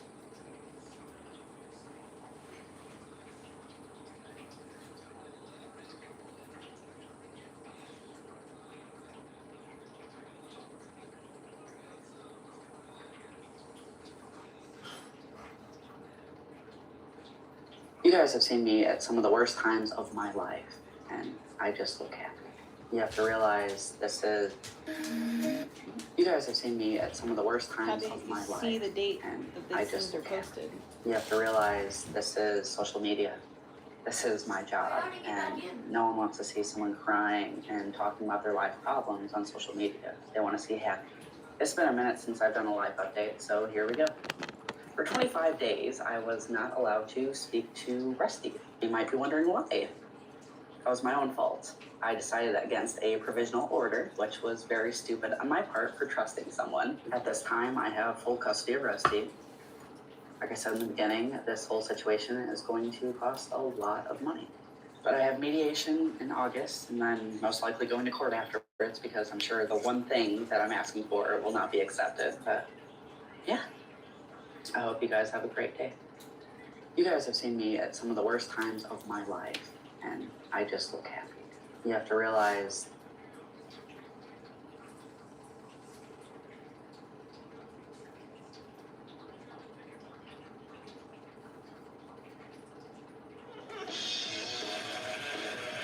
Okay, I need to do laundry.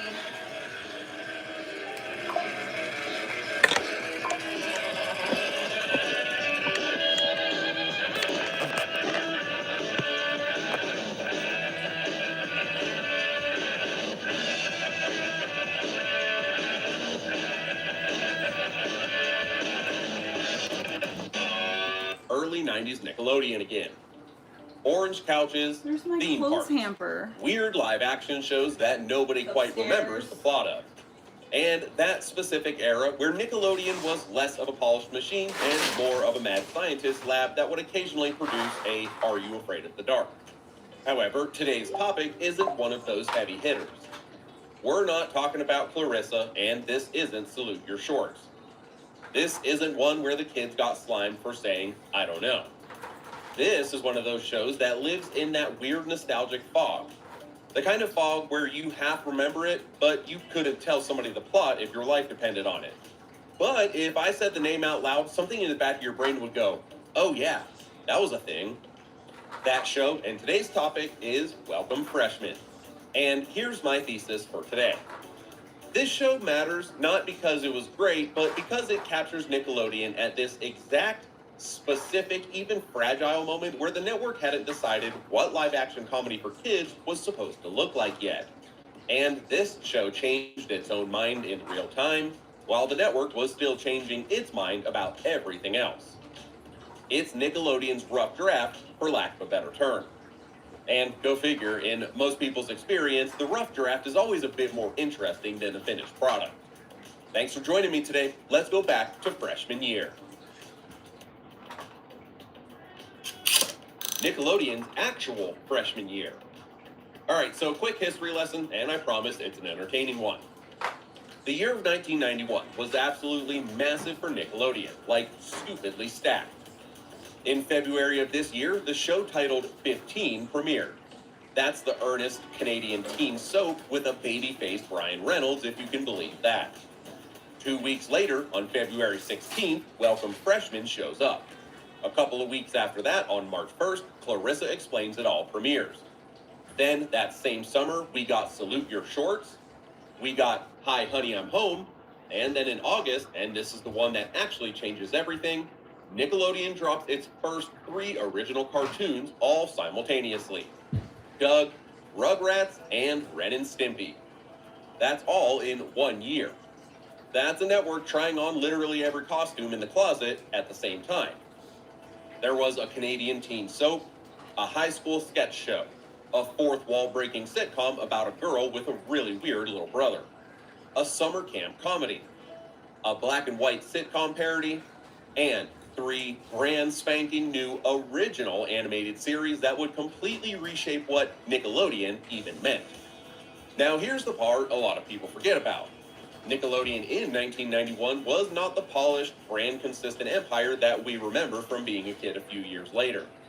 This, at the time, was a scrappy network. This was a network trying to figure itself out live on air, in front of an audience of 8-year-olds who had no idea they were watching a network run experiments on them. And the show, Welcome Freshmen, was one of those experiments. This show premiered on February 16th of 1991, right in the thick of that explosion. And honestly, this show got lost almost immediately because 2 weeks later, Nickelodeon dropped Clarissa Explains It All. And Clarissa just won the audience.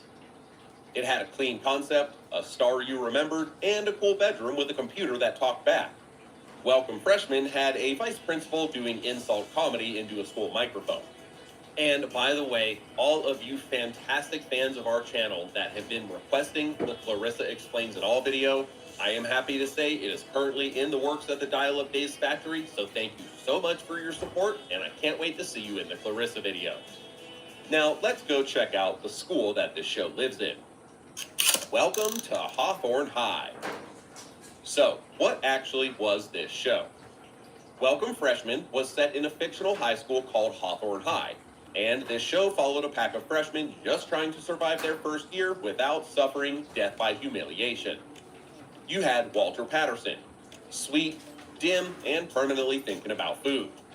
Kevin St. James, the cynical schemer always working some sort of angle. Alex Moore, vain, popular, cared way too much about status and social perception. Then there's Merv, the nerd, and Tara, the eco-conscious feminist. And running the whole school, a vice principal named Mr. Littman, who hated freshmen with his entire soul and delivered the morning announcements like he was doing a stand-up set at a comedy club.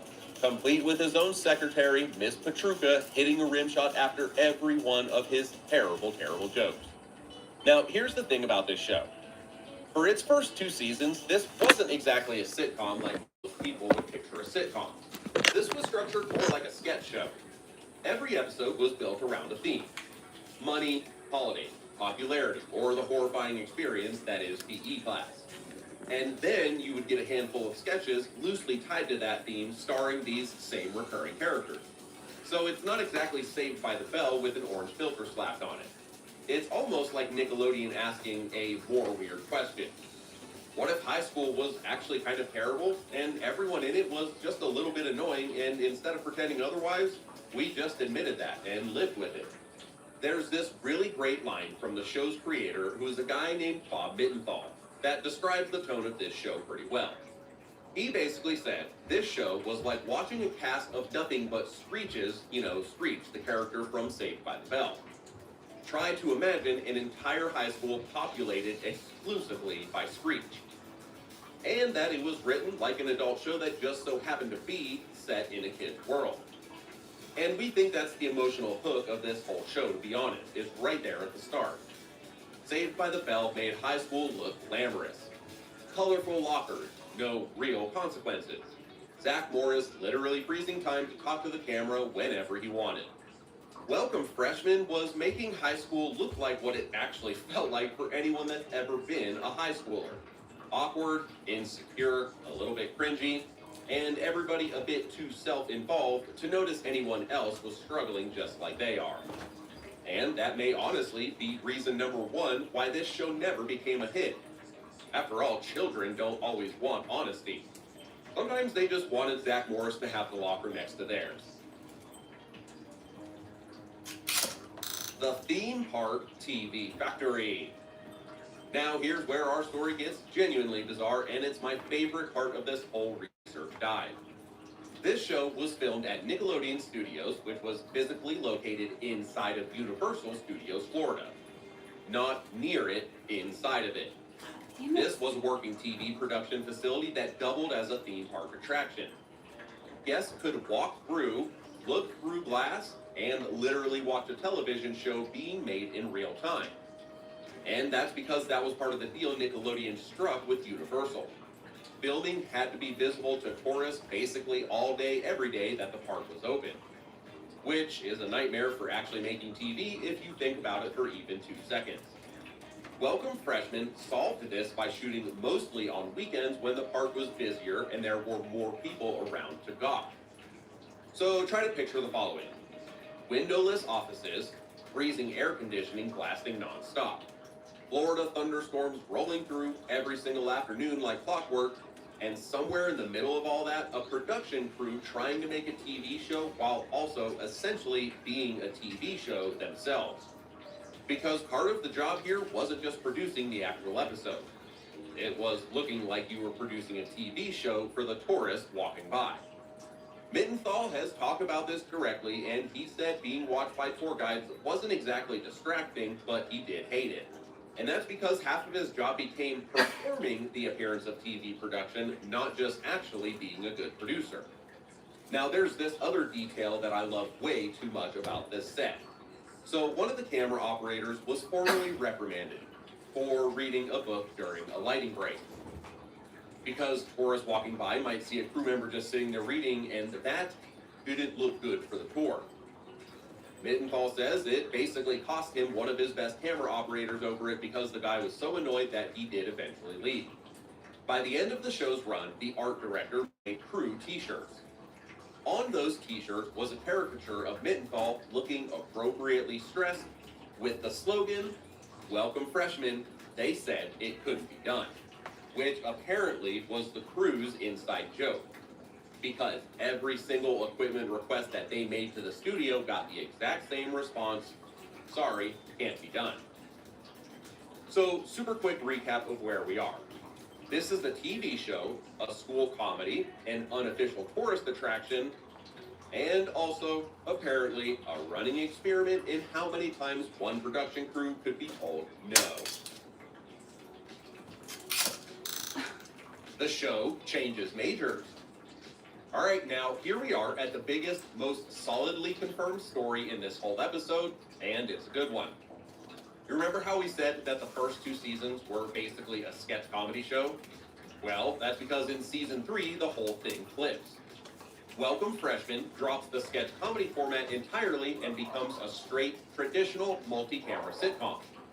Same characters, mostly, but completely different show. And this isn't just internet legend or some fan theory. This is the creator, on the record, explaining exactly why. And he gives 2 reasons, and I think that both of them are honestly at least somewhat relatable. Reason number 1. He thought the sketch format was confusing people.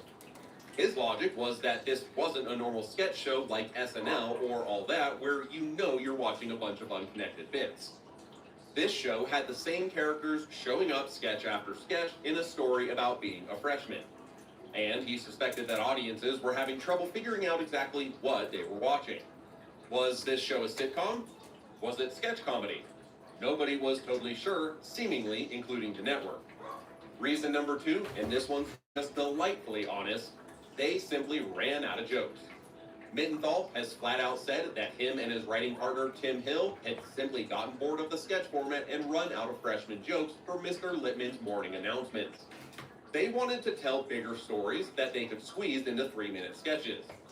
So, in universe, they solved this by aging everybody up to sophomores, except for Walter, who gets held back because of course he does, even writing out Merv and Tara entirely and bringing in 3 new characters to fill the gap. And just like that, the show that opened as a weird sketch comedy hybrid closes its run looking basically like a normal sitcom, but with a little bit more edge left over from where it started. And to be totally fair, this show really did seem like it couldn't decide what it wanted to be. However, that wasn't chaos just for the sake of chaos. That was Nickelodeon and its creators experimenting, listening, adjusting, and trying to figure out in real time what audiences actually responded to.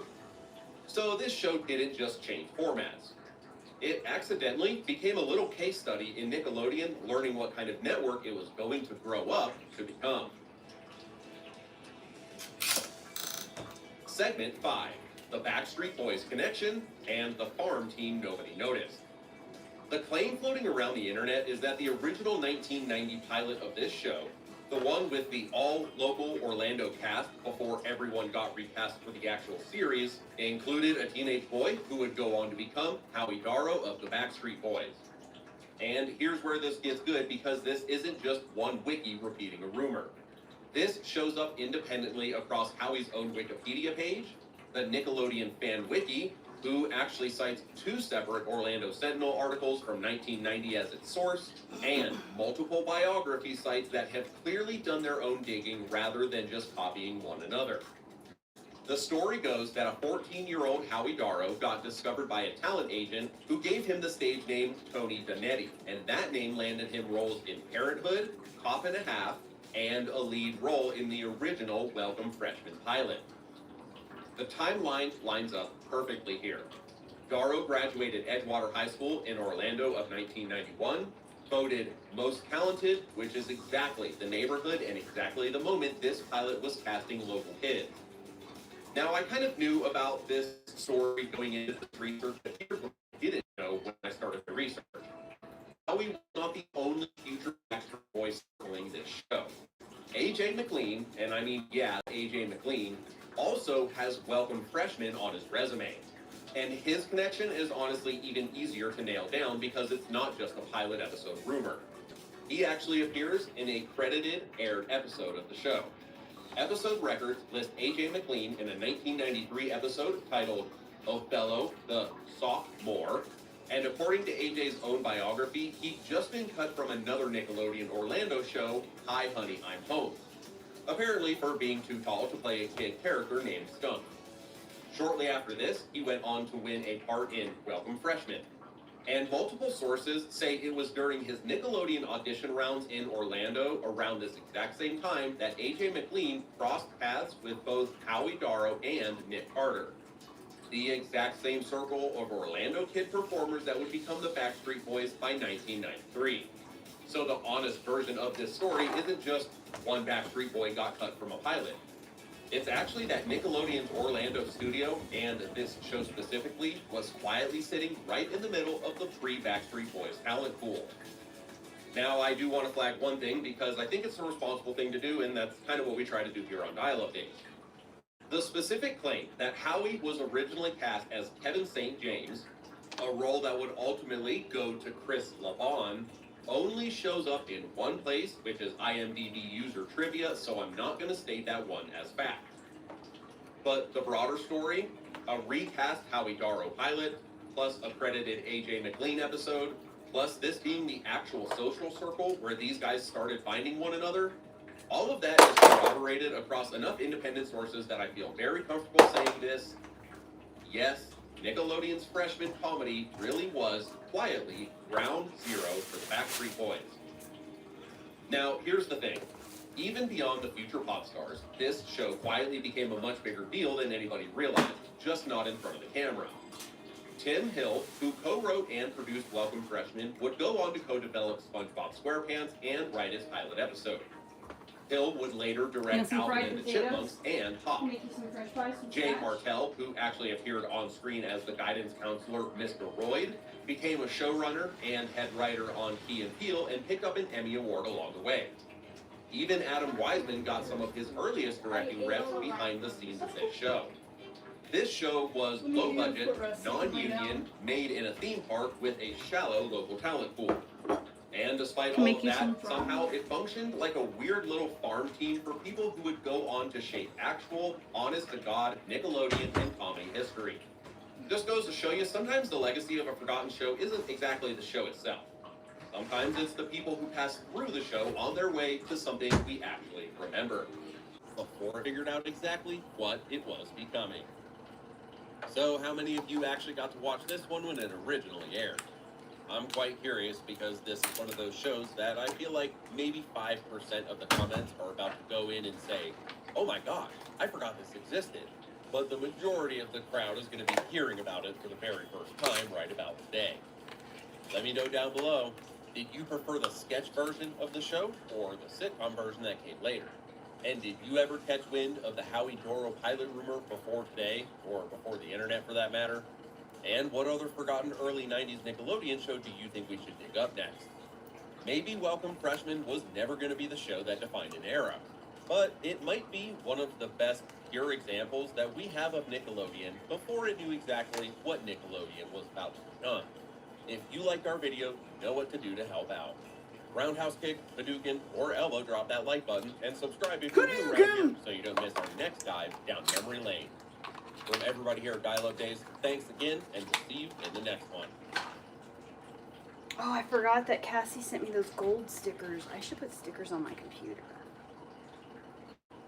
In June of 2011, posters and flyers were spotted around Texas that featured a strange black and white image of a girl alongside a date, August the 3rd, 2011. And for more information, Texans were directed towards the website 8311.info. When visited, the site showed the same eerie image alongside the August date, whilst the following track played in the background.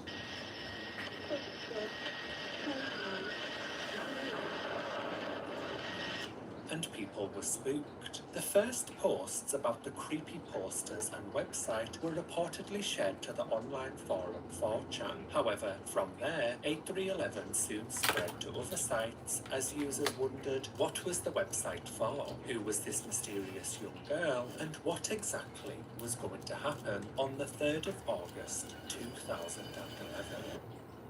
Aside from the creepy child homepage, the website had 4 other sections. About Us was an even more minimalist page than the first, with just a single image of an umbrella. In the background played another strange recording that sounded like an ice cream van, before moving into what sounds like a child talking. The site had another section titled Help Spread the Word in Your Area, where users could print out flyers and posters to promote 8311. And, like with the other 2 pages, another strange recording was playing in the background, this time a woman using the NATO phonetic alphabet.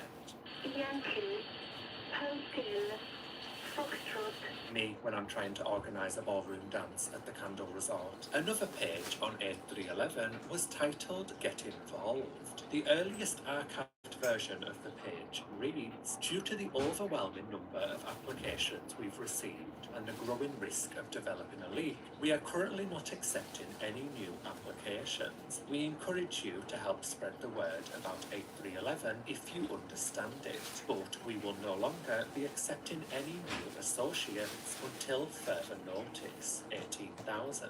And below was an email address for people to contact, as well as a series of questions that applicants should answer in their inquiries. The final section of the site was Ask Anonymously, which linked to a FormSpring profile with the username A311, where those who would come across the site could anonymously ask questions to, presumably, the person or people responsible for the site. One of the earliest forums to come across 8311 was the Unfiction forum. Unfiction was a forum site dedicated to alternate reality gaming, which is essentially multimedia stories, puzzles, or games that blend together the narrative through the real world. Think a scavenger hunt with plot.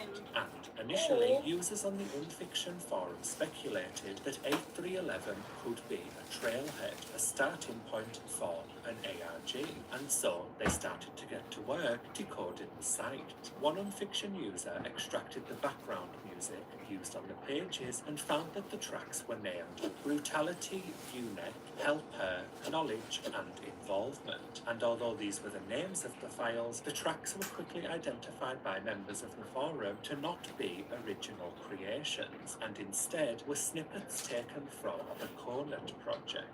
In short, the Cornet project is a series of recordings taken from radio transmissions recorded in the 90s. The transmissions are believed to be from numbers stations, which are theorized to be communication channels used by top-secret government agencies to communicate with undercover agents carrying out top-secret espionage operations. So top-secret, in fact, they are available to stream on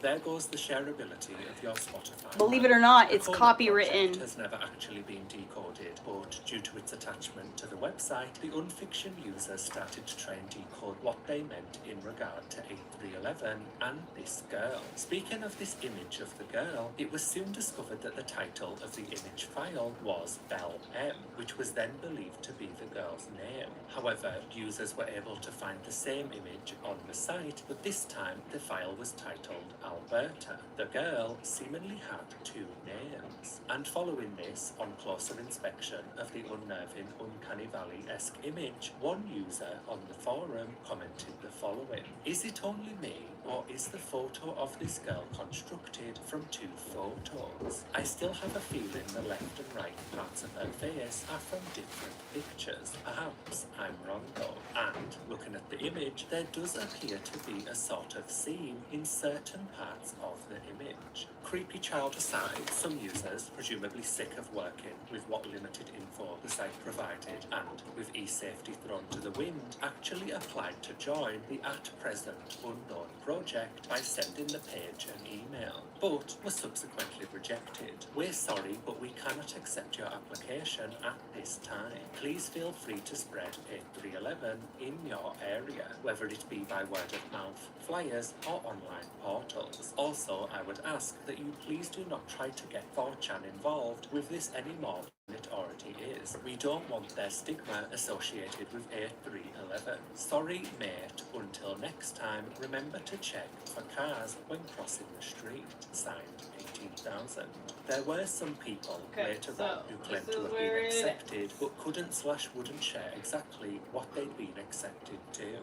And, as you can imagine, the rejections and supposed hush-hush acceptances. This right raised here more used to be questions than they all the answered. light that If I had in only my there whole was house. somewhere people Was could just ask this 8 bit to right 11 here. That's it. questions about the site. The Ask Anonymously form spring page for the website quickly received several question submissions, with people hoping to get some much needed context. All the light that I had. Most of the early questions and When the answers daylight from left us, 8311 are no longer I was accessible and SOL. have not been archived. But this is what I was able to piece together with help from forum posts from the time.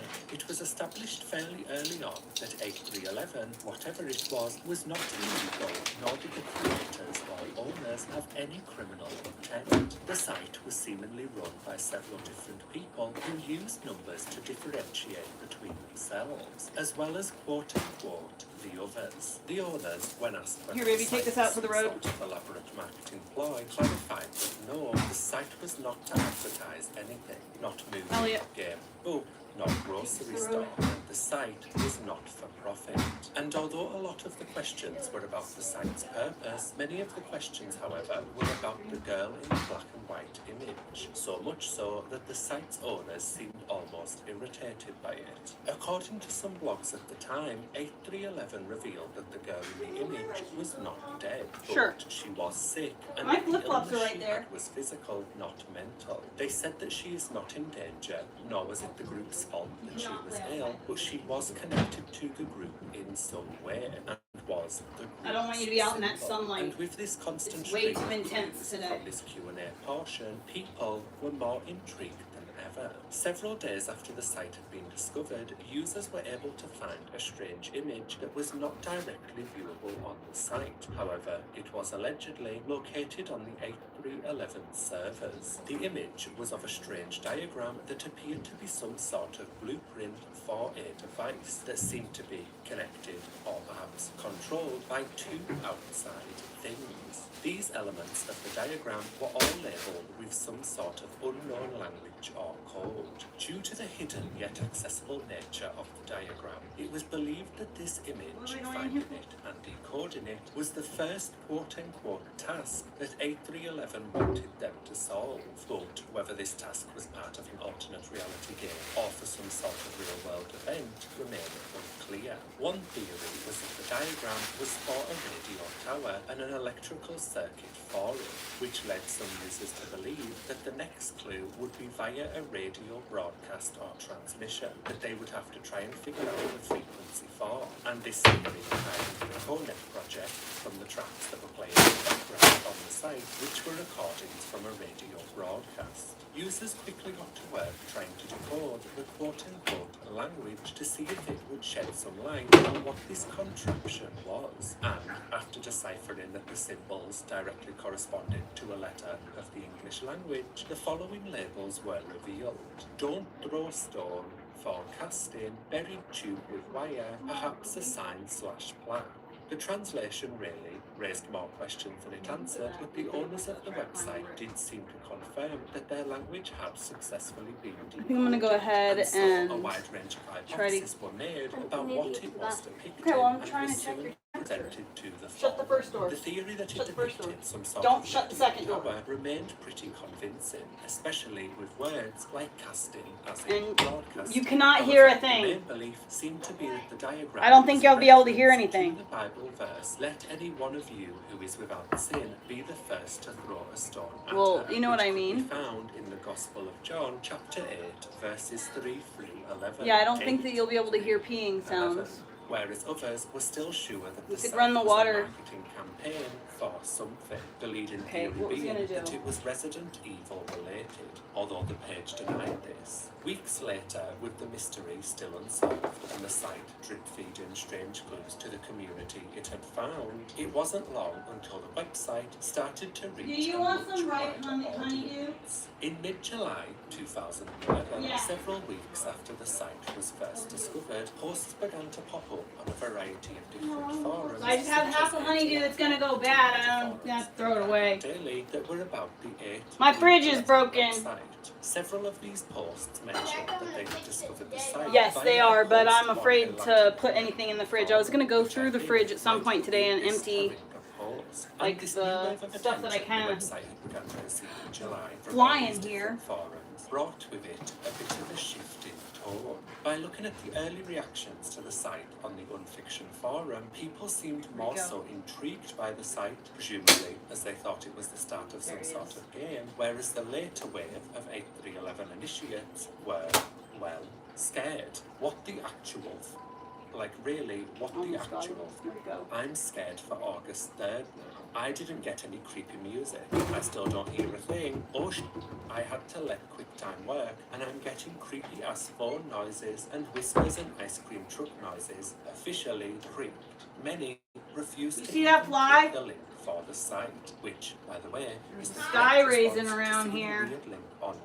The site, The fly and the got in the discussions house. around it gained a bit of a creepy pasta-like vibe, with users comparing kill Belle him. to the girl from the movie The Ring, which is about a little white girl that fell down a well. And these comparisons weren't too far-fetched. Another common theory of 8311 was that it was either related to or a reference to Arabella Mansfield, the United States' first female lawyer who sometimes went by the name Belle, and who users found passed away on the 1st of August 1911 and was buried 2 days later on the 3rd of August 1911, 8311. And many wondered whether the creepy website had something to do with the death or burial of Arabella Mansfield. Some suspecting it was a women's rights movement project. Perhaps this was all to spotlight Mansfield and her feats. Perhaps as the polar opposite of this women's rights awareness campaign theory was the leading theory that had been floating around since the website was first discovered. The Smurfs 3D. When 8311 was found, the first logical step people took was looking up the date and seeing what was happening on that day, and people quickly found that the Smurfs movie was originally going to be released on 8311. And you might be thinking, why would this website be marketing for a children's animated movie? What a stupid theory. And you'd be right to think so. But, in fairness, the dates matching up wasn't the only piece of Smurf's evidence. As I mentioned earlier, when a member of the Unfiction forum attempted to sign This is up why for my 8311 refrigerator and sent an isn't email safe to application, consume they anything out received of. this response. Sorry, mate. Until next time, remember to check for cars when crossing Pretty the bummed. street. I think Which, my when you Levito take the Madre first letter may have of each died. line, I bet I can spells bring out this back to Smurfs. life. Let's do an And so experiment many before we people just had throw it away. simply accepted that this creepy website was created by the Smurfs marketing team to advertise All my the pies. movie. Everything they have been talking about is in the Smurfs, the new German girl character, and the brutality that happens when their village gets destroyed, which I think highlights the clutching at straws level the internet had reached in regard to 8311.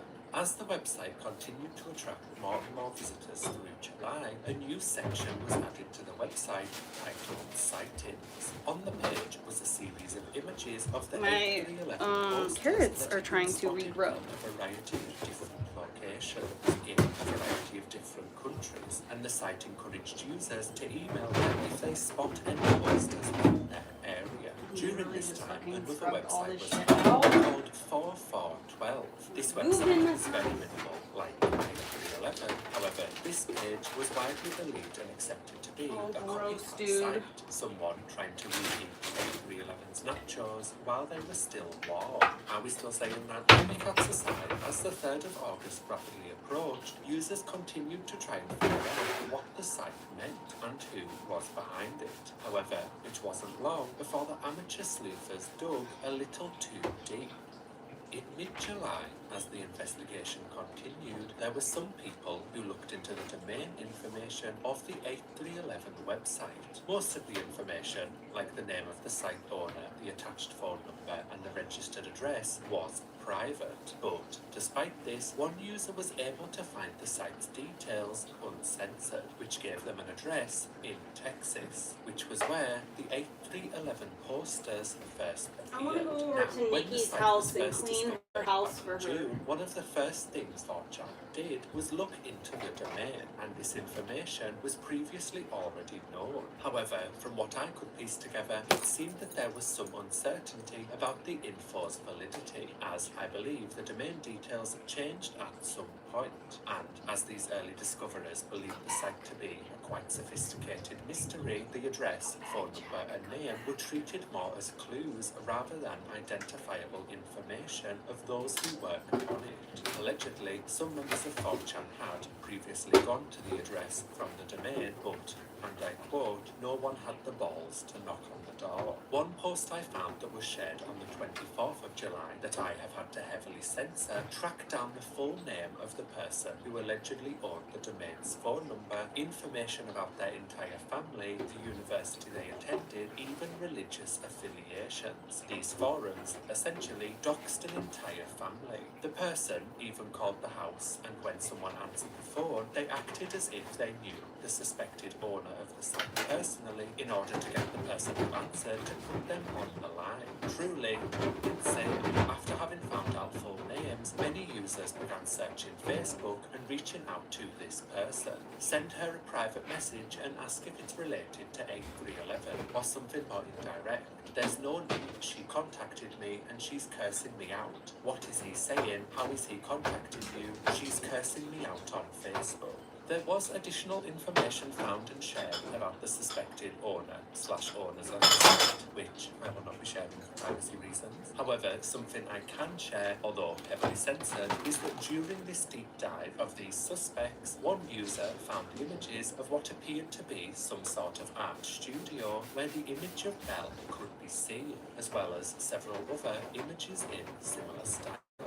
And following this step up in the level of invasiveness of the information that was being shared about people connected to the site and the subsequent arrests, it wasn't long before the owners of 8311 came forward and addressed everything. On the 27th of July 2011, 6 days before the highly anticipated 8311, the website was updated and a new page was added titled An Explanation, which contained a statement from the creator of the site. A statement that revealed that 8311 didn't actually exist. It started as just a summer project, a way to have a little fun. Admittedly, it got way bigger than I ever could have imagined. Honestly, I didn't think it would make it out of Houston. Some of my friends and I were just going to post the flyer around the town, and that was it.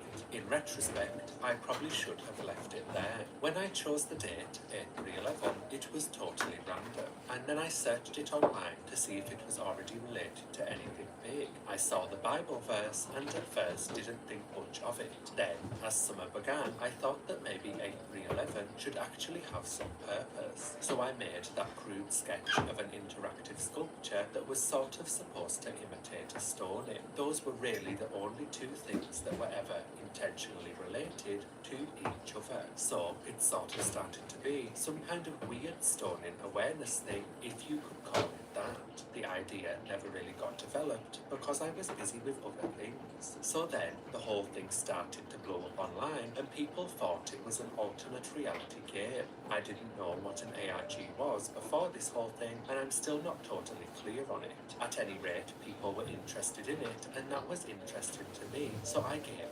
clues. I put that in quotes because I had no idea where I was going with the whole thing. I'm not much of a storyteller. I was actually going to shut it down a few weeks ago. Probably should have followed my gut on that one, but it was really interesting reading the ideas people were coming up with, and a lot of people seemed to be genuinely enjoying themselves. They didn't seem to care that it was possibly nothing, so I carried on. Eventually, the whole thing started falling apart because nothing made sense anymore, probably because pretty much all of the clues were just random bits of information. A lot of people seemed to think I was trying to create a game for them, but it was never really meant to be a game. That's why it was a really terrible game. For the people that thought 8311 was supposed to bring some earth-shattering news, sorry, I mean, it's a girl and a date with some spooky noises. How important could it really be? The user then goes on to state that the people that were found during the internet's deep dives of the site had nothing to do with the project. It was just me and one friend working on it together. In the end, I think what people really wanted was a mystery to solve, and they did it. I think that's pretty cool, to be honest. I know it's extremely cheesy to say, but it's really wow to see what people can do when they work together like they did on this. So, good job. I hope you actually had some fun exposing me. Case closed. After the 8311 owner shared this statement, they did continue to answer questions on the Forbes Spring page, where they continued to explain the truth about the site. And although the question itself wasn't archived, the owner allegedly revealed that the image of the girl on the site, Belle, wasn't the USA's first lawyer, and instead was in fact the site owner's grandmother. However, despite this confession, there were some people who didn't buy it and felt there was still more to it all, believing that someone was telling these teens to say that it was their prank. This hesitancy to accept the 8311 explanation was perhaps due to the fact that many of them had spent a month coming up with tons of elaborate theories to try and explain the meaning behind the site. And I mean, tons. In this video, I barely scratched the surface. But whatever these people chose to believe following the explanation, when the 3rd of August 2011 rolled around, a week later, nothing happened. Not even the Smurfs 3D, the film's release, had been brought forward. And those who accessed the site on that now unfaithful day would be greeted by a new 8311 page, which, instead of revealing a new world order, encouraged visitors to donate to charity if they had enjoyed the website. Over a decade and a half since 8311, and the perhaps two-faced I think went she's viral, still the site is very alive. rarely mentioned online, with only some sporadic references being made to the site, with a few presenting the site as an unsolved mystery, despite the fact that, in my opinion, it's about I as think solved she's as still these alive. things can get. It was a group of people just messing around and carrying out a creepy hoax in their local area that, due to the nature of the internet, grew into something much bigger. And if I'm being honest, I hope that truly is the case with 8311, and it isn't actually some sort of Dude, secret I think she underground is still society, espionage, alive. extraterrestrial That is thing. Because just if I'm being honest, insanity to at me. the moment, I really do not have the time or energy to go missing. Thanks for watching. If you enjoyed this video, be sure to like and subscribe for more videos like this one in the future.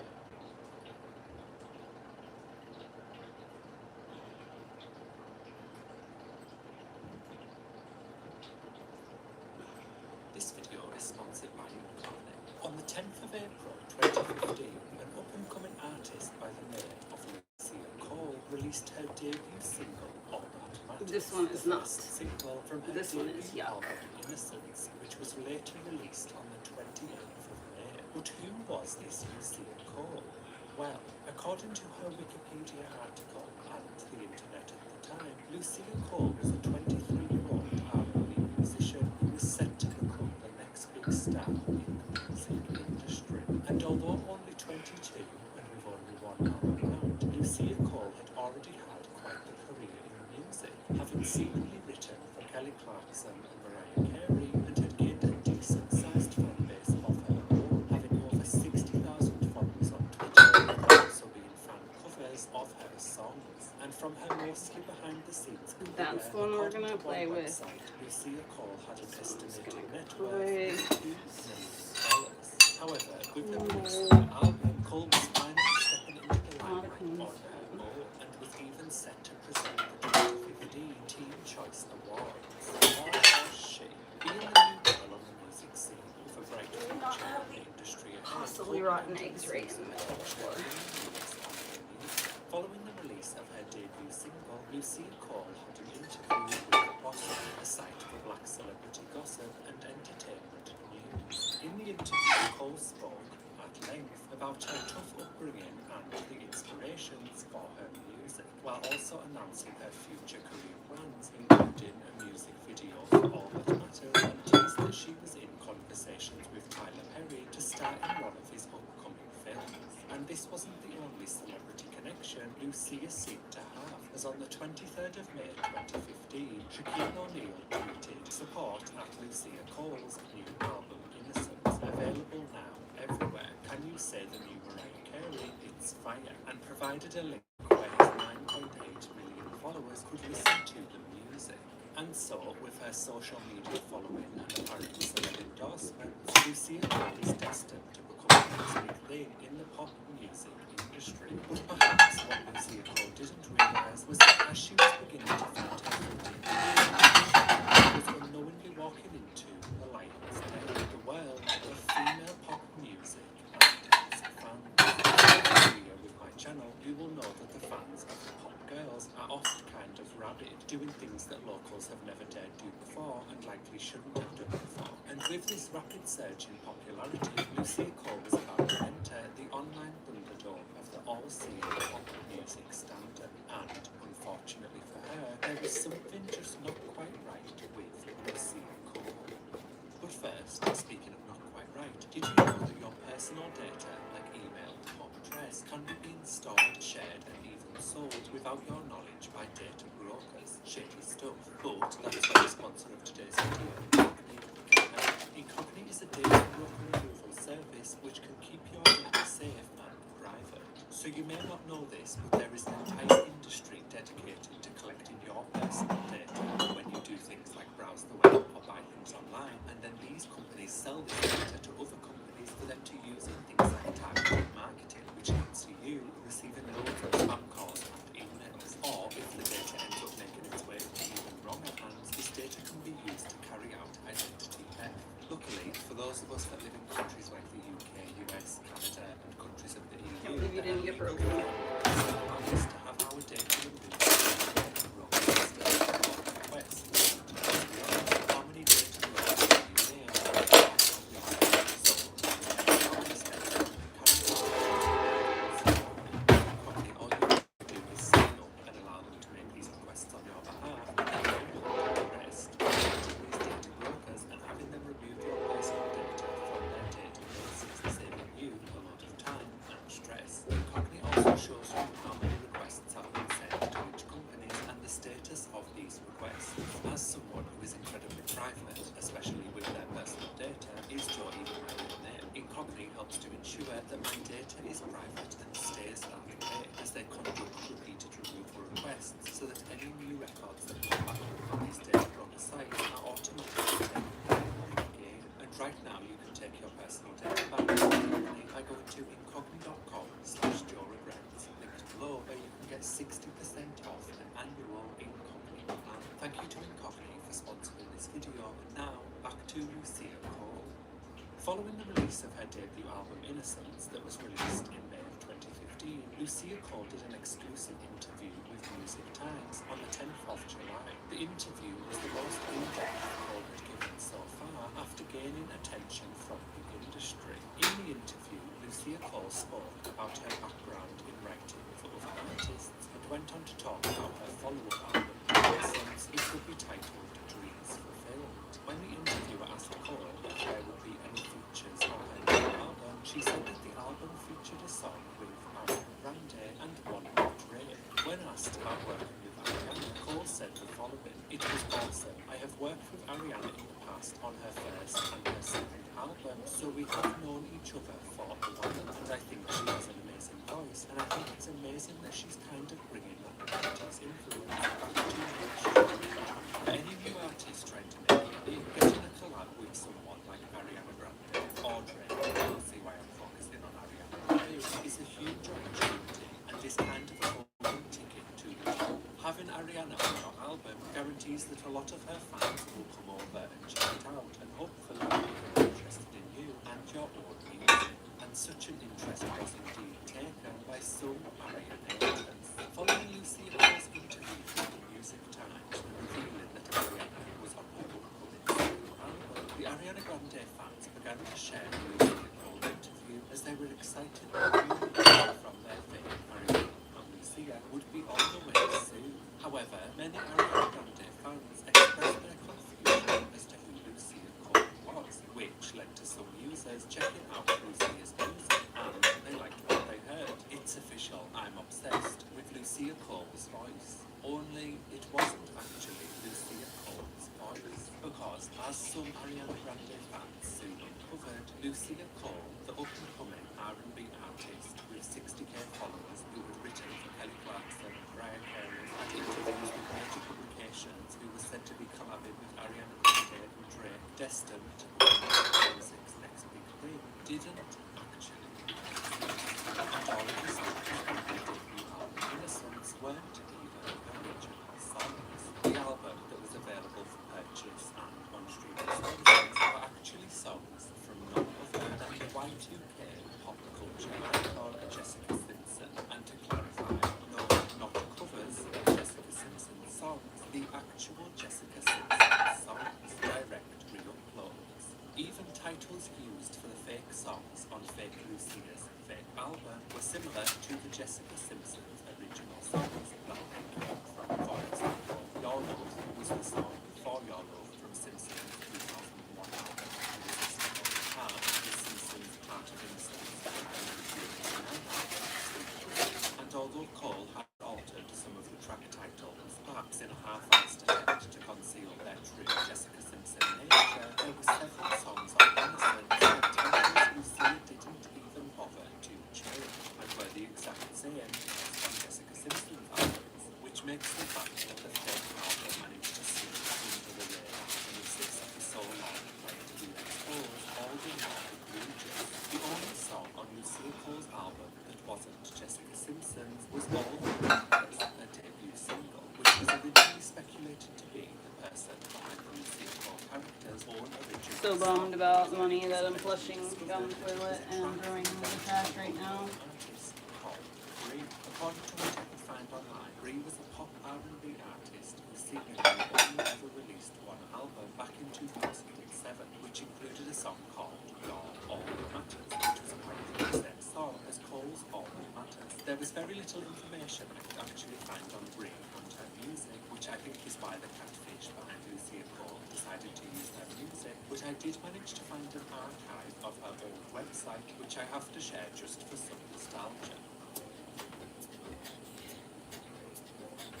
Back websites like this. And beyond Lucia's own faked music, her previous musical achievements prior to her Simpson-stealing era weren't what they seemed to be. In her early interviews, Cole claimed to have written for artists like Kelly Clarkson and Mariah Carey, which a quick check on Wikipedia at the time would confirm. Lucia Cole was a songwriter on Kelly Clarkson's Stronger album, as well as her song Catch My Breath, and Cole was also credited as writing Mariah's Almost Home and #Beautiful. Only she didn't, because when you check the songwriting credits in the physical albums, Lucia Cole is not listed as a songwriter on the tracks. And yes, those are my own personal copies of Kelly's albums. However, interestingly, on the 20th of April 2015, 4 days prior to the release of Lucia Cole's first interview, edits were made on these 4 Wikipedia pages. It's so funny, Elliot. I knew you were sick the other day when I asked you if you wanted something sweet. Remember? Well, I didn't want it anyway. I know, but I'm just saying. Was Lucia Cole. These Lucia Cole edits were eventually corrected. However, in May, some of these revisions were undone, and Cole's name was re-added coincidentally a few days Immediate was like, wait a minute. What was that? Did you say you didn't want something sweet? Are you sick? Yep. Sure is. On the 13th of July 2015, the fan Ariana Grande music shared a tweet which read, "I'm truly Lucia. Lucia Cole is the fake. She's pretending to be Reese Cromwell and Jessica Simpson because everything she said are all lies." Attached to the All tweet those were key a limes that I sat and fucking peeled. evidence Juice. including a screenshot of Lucia Cole's Wikipedia page,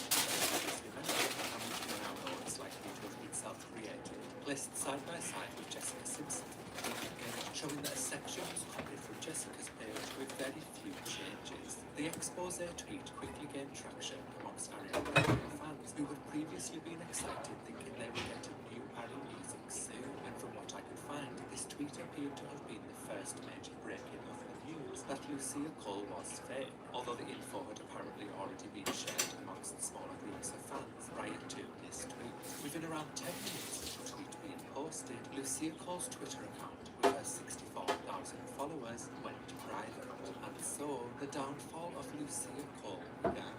To start, it should come as no surprise I that the images love these little bags. Lucia Cole that she was using on her album covers with the account, which also even appeared to be visually sheeted They were pictures so well. Lucia Cole.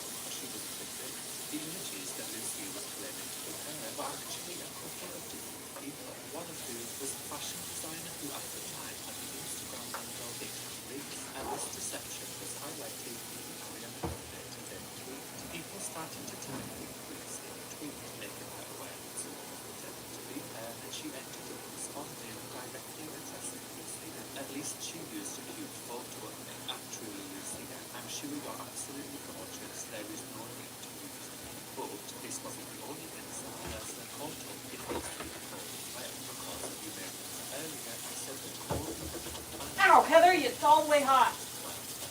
that wasn't true, right? The YouTube video posted on a channel called Kelly Roll, which was a girl apparently doing a cover of Everyone's copy by Lucia Cole, was actually just a re-upload of a video stolen from a girl named Kim Layers covering the Jessica Simpson song Did You Ever Love Somebody, which was first uploaded in 2008 before this other mysterious YouTube channel re-uploaded it in 2015. This was pointed out by a blog that existed at the time called Pop Culture Guide in 2009 in a post they titled Train Wreck of the Week, the train wreck in question being Lucia. Now, I want to personally thank this blog because although it's not accessible anymore, if you've been looking at the sources I put in the bottom right hand corner, you may have noticed that a lot of them are from the Pop Culture Guide in 2009 blog, because when I say this blog documented the Lucia saga as it was happening, it truly documented like every single little detail. So I must give credit where credit is absolutely due and shout out this 2015 blog post for preserving this. Alright, I think it's still alive. It's coming back to life right now, I think. Okay, hold on. Lucia asking for her opinion on Jessica Simpson, to which Lucia said she loved her and her powerful voice was underrated, although as the pop culture pointed out, interestingly used the past tense as if Simpson was dead or had been replaced. With the lengths to which the person playing Lucia Cole had gone to fabricate this fake pop star becoming increasingly knowledge, Cole did actually get some celebrity attention, with the American actress Mara Wilson mentioning her in a tweet and alluding to her scandal. And that was pretty much the closest Lucia Cole would ever watch this. Because if you haven't already worked out, the Ariana Grande collab weren't actually on the plan.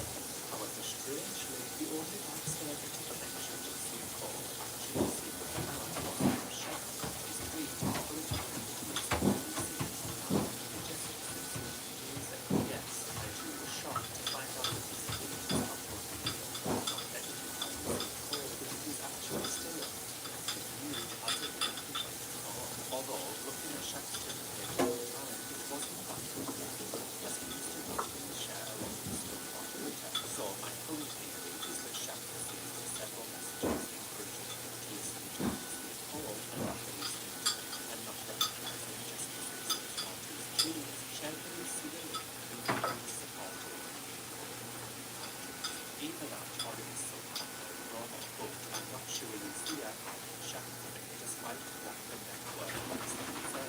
Speaking of the network website, following the expose that Lucia wasn't real, the site that had previously claimed that she was worth $200 updated Lucia's page, saying, "We are slightly embarrassed to admit that Lucia Cole is not a real person. Between April and June 2015, we received approximately 25,000 various accounts, begging us to have a conversation with Lucia Cole, who had a network of 2 million, according to various sources.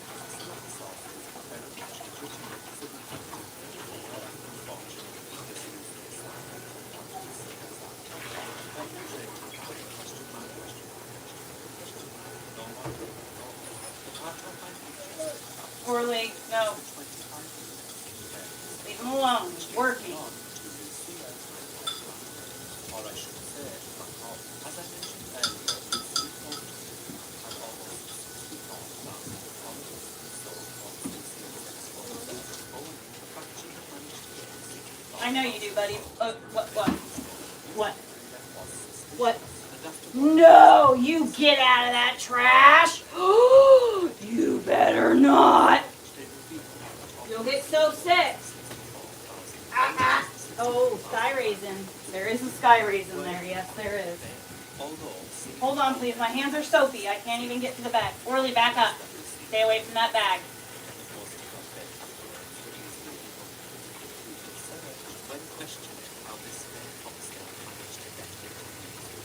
My hands are slippery.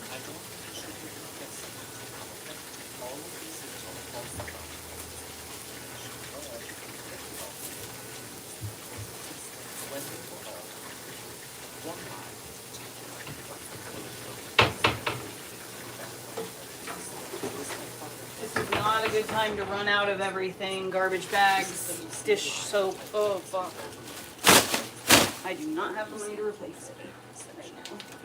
But Lucia Cole claimed she was signed with Universal Music Group, record label, which she was not. Interestingly, in one of her interviews, underneath the images that were used of Reese, it said courtesy of Universal Music Group, which makes me theorize that Cole was somehow impersonating Universal Music Group to provide these images. Also, something else that I found interesting with these Times interviews is that parts of the interview like Reed as if the interviewer is maybe a little suspicious of Lucia. Tell me how a girl from Arkansas gets a CD and ends up writing for these big artists and establishes such a brand for herself at 22. But if it was skepticism, this wasn't pushed further and nothing ever came of it.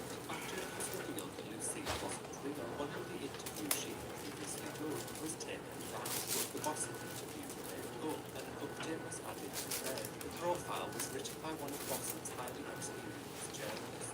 We love doing new artist profiles because we do for them after being pitched and up from her bootstraps angle. As with all our exclusives, we conducted standard vetting, which included outreach to PRX, background, secret manager, iTunes, Google Play, Answer, Wiki profile, which helped to legitimise that she was indeed a public artist. It's unfortunate that whoever falsely presented themselves as Lucia Cole took advantage of our interest in highlighting artists in this way. The interviews themselves are also, in hindsight, really kind of sick, as the catfisher created a backstory for Lucia Cole involving her being a victim of abuse. The interview goes on to relate this to an actual real-life celebrity who was said to have experienced similar things, and not only does the catfisher have no qualms in his comparison, they actually go on to claim that they had endured abuse from someone in the music industry, the industry that they're not even a part of. I've redacted the name of the celebrities in the interview mentioned because I don't think it's appropriate to have Lucia's fake backstory put alongside this person's real life. And although the old publications about Lucia are either removed or updated to clarify that she didn't exist, due to the insane nature of the scam/catfish operation, new articles began to be written about the situation, one of which was titled, "Can you have an album on iTunes if you don't exist?" Which against the law, yes, you can. It was also around the time of this article that Lucia Cole was looking into music, wasn't it? After all the forum posts, blog posts, and the news articles, on around the 19th of July 2015, Lucia Cole finally came to. In no psychology style, Lucia Cole shared a statement to her editor. In the statement, the person behind Lucia Cole begins talking about their upbringing and how they were moving from family to family after their parents gave them up and the subsequent abuse they suffered. The account then goes on to allege that when they were in college, they created a fake online persona that, according to their account, obviously allegedly caught the attention of the American singer Trey Songz.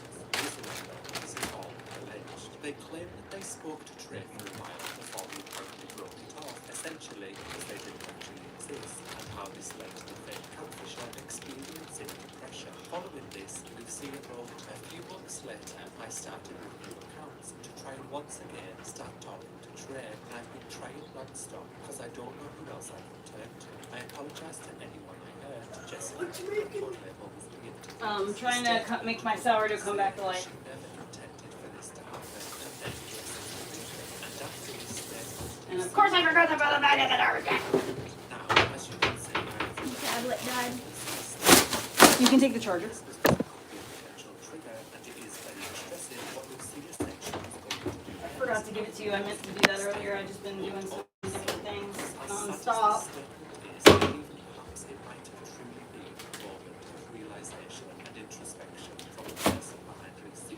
In The Boy Who Cried Holy Fashion, it's sadly impossible to know anymore what is the truth and how much of this statement can actually be believed, especially the Trey Songz stuff. More on that later. And another thing to take into consideration is that allegedly following Lucia's statements, there were several Lucia Cole fan accounts that popped up tweeting their support for Lucia and arguing with her Lucia Cole statements, which, with what we now know about the authenticity of their following, would be viewed as suspicious.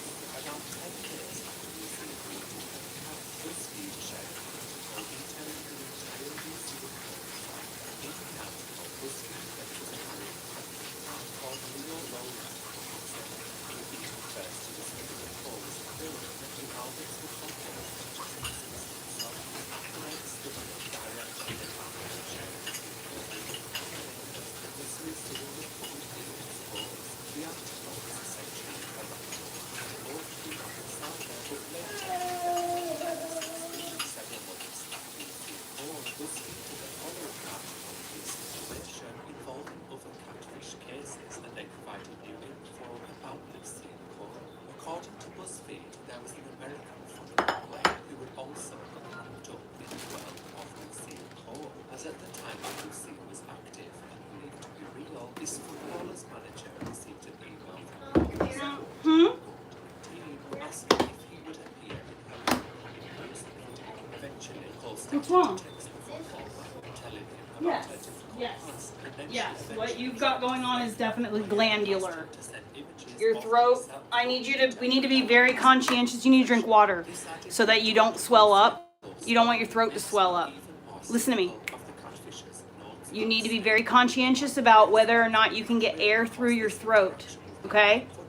Are you listening? You need to be conscientious about air in your throat, because if they swell up too much, it can squeeze your breathing. So you need to be mindful of that. It's not an emergency or anything, but if you start to sense that your breathing is being inhibited at all, we need to catch it early. You can't wait till the last minute to tell mom about something like that, okay? Are you hearing me? Okay. Lucia was also responsible for these fake accounts too. One of these accounts even claimed to be the Lucia Cole return, even releasing new music, which again appeared to include other people's music. How true it is that these accounts were all the works of a single person, I do not know, and it remains to be just speculation. However, if Lucia's farewell post is to be believed, the person behind Lucia was a serial catfisher, so these attempts being the work of Lucia's creator is not out of the realm of possibility. And looking back at Lucia Cole, a fake pop star persona who stole just for sex and music, although she was quite successful, managing to scam her way into interviews with real publications, her music not so successful, as over the course of the entire viral Lucia Cole saga, according to an NPR article, none of her songs actually even managed to sell more than 5 copies. A very special thank you to Incomni for sponsoring this video, and remember, you can go to incomni.com/JoeReds below to get 60% off an annual plan. Thanks for watching. If you enjoyed this video, make sure to give it a like and subscribe if you would like to see more videos like this one in the future.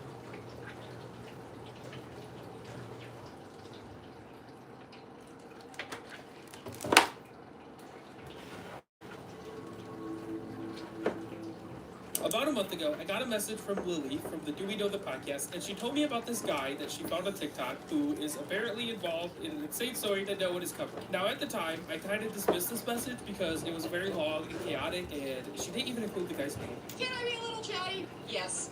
Maybe to a fault sometimes. But eventually, a video I had planned for 4 years has fallen apart completely, and in desperation, I decided to check out what was going on with this guy. And what I found is one of the most insane stories I think I've ever covered.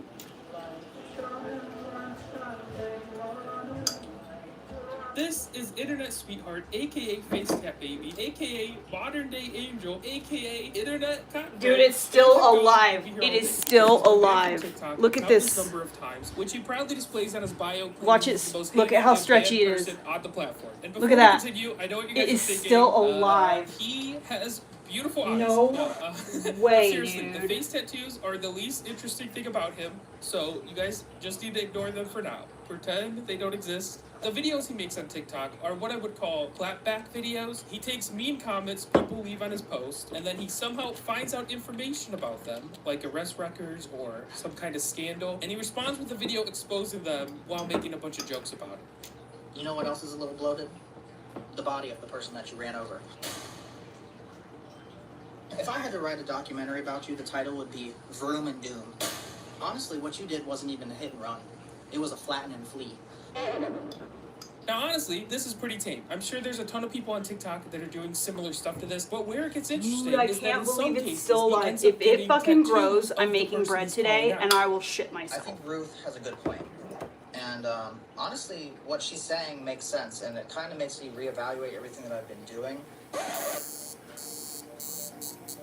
Through these videos, he's gotten insanely popular on TikTok. Despite being banned a dozen times, he still manages to have 400,000 followers on his current account, and his videos get millions of views. Now, at first, I found these videos very entertaining because he's doing what I think a lot of people wish they could do. He's finding dirt on the people that leave crazy, uncalled for comments, and he's pulling a Uno reverse. But as I watched more and more of his videos, they started to take on a more sinister vibe. Not only does Internet Sweetheart go after the person who leaves the mean comments, but he will also target their family members. The worst example of this I found, which also happens to be his most popular videos, is him going after people's kids. You can't imagine what you would do if your son had face tattoos. I mean, they brought their son into it first, technically. Look what I got.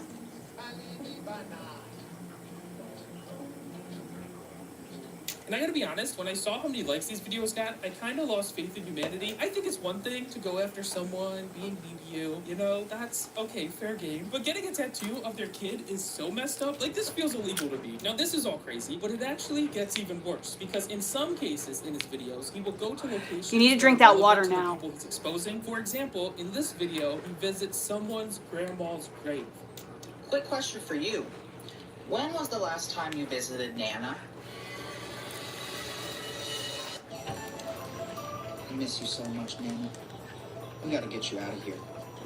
You need to be getting a lot of fluids in your body, Elliot. For real. Good thing I brought my shovel. And when you combine him going to locations with going after people's kids, you get videos like this. You keep screaming into the abyss, but nobody's listening. I found your Facebook, by the way. It sounds like those kids are really taking a toll on you. I saw this status saying that you needed a break. Say no more. In the car line, I'm just waiting for Brandon to come out. Here he comes. Brandon, I'm picking you up today. Mommy's busy. Put this man on a list. Lock him up. And the reason I lost faith in humanity is because if you go Aw. through the comments, every single I was like, person hey, is my supporting tomato's these videos. good. And I At thought least. maybe I need it to was see just some all of this. kids in the comments that don't know better, you know? But then I found videos of full-grown adults saying this stuff is the most entertaining stuff they've ever seen in their entire life. What can I tell Well, you? I mean, to some degree it is. This is my new fucking. I You're a new fan? Okay, good. Because I love this. It's one of those. What Danny did that made me Organic. a fucking So we'll see if it lifelong actually fan of goes Danny. protein This and guy doesn't fucking tattoo me. Oh, So when I saw these clips, I immediately messaged Lily back, and I apologized for ever doubting her, because this is crazy stuff. But then I learned that this is only the tip of the iceberg. In late 2023, Internet Sweetheart uploaded this TikTok of him getting a tattoo of someone's dead father after they had left a mean comment about his addiction recovery. This is one of the nastiest, cruelest comments that I've gotten. It's a good thing that I am in recovery and that I've matured and I'm not even going to engage with this. Max, I was so devastated to hear the news about your father.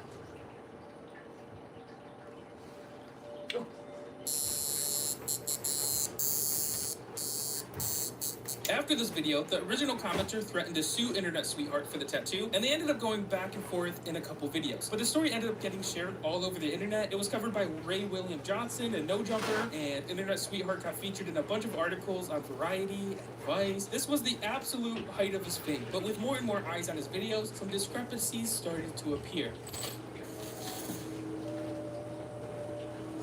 If you casually watch Internet Sweetheart's videos, you get the impression that he's some kind of insane investigator, but in interviews, he's explained that the people he goes after make it very easy to find him. Like, they'll use their full names and their usernames, and he also says that he apparently has a team of people who helps him investigate and find everything. Now, this all sounded great to me, but the more I watched his videos, the more I noticed that some things didn't seem to add up here. When you put They're all the already usernames together, you start to see that sprouting! all of them follow the same naming pattern. Like, all of these ones go first name dot last name and then some random numbers. And then I saw that a lot of the profile names also looked very similar. Like, all of these have a name and then an emoji. Seeing these usernames got me curious, so I started looking into the accounts to try and find out if they were legit or not. So I began going to each of the accounts in his videos, but interestingly, they were all blank. They had no links to other social medias or any of their own posts, which, if I'm honest, that's also not, like, unusual. I know most people don't post on the accounts that they have, but at the same time, this still made me suspicious. I then wanted They to are see literally when these accounts were made because I sprouting thought maybe that already. might give me some insight, but I found out TikTok doesn't actually.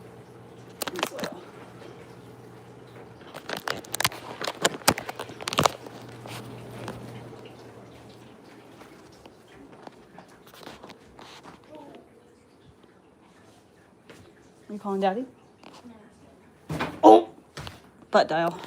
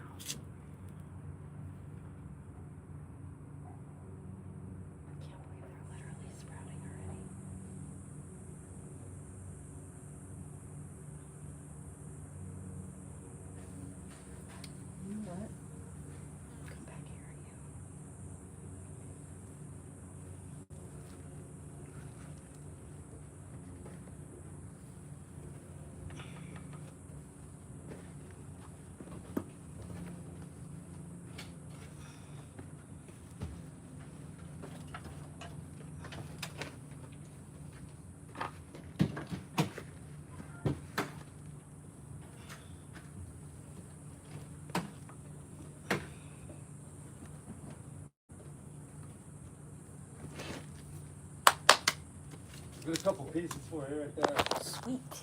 Thank you. Yeah, I'll drag them in there, and they'll even just a little on the walkway would be nice. So awesome.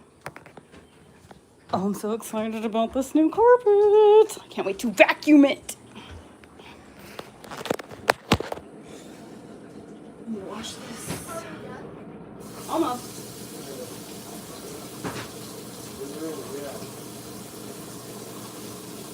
I wish your dad would just come spend the night so that way we could put your bed back together.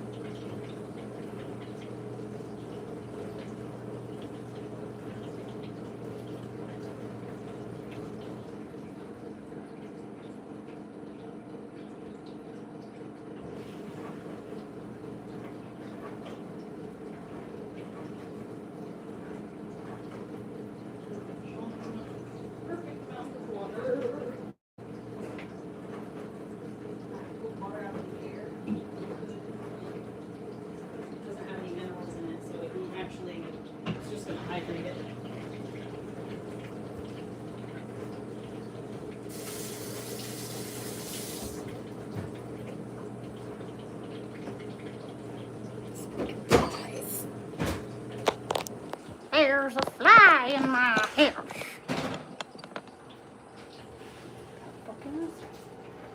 Oh, he's gonna fucking fucking tease me? Alright, I'm gonna kill you now, man. We're not gonna play that game.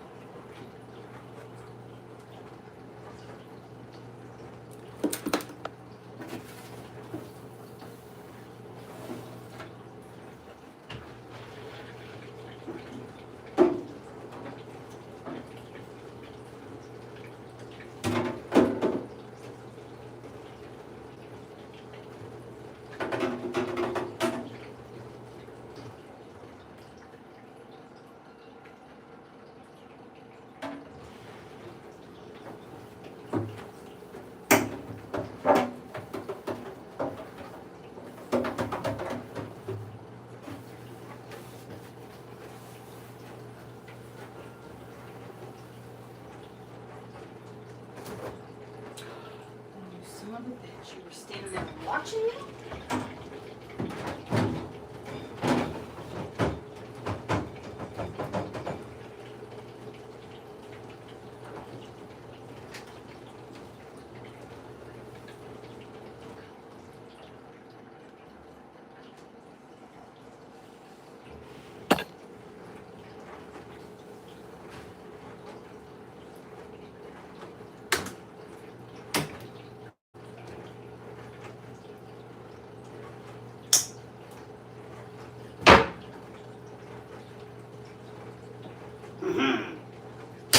Gotcha, bitch.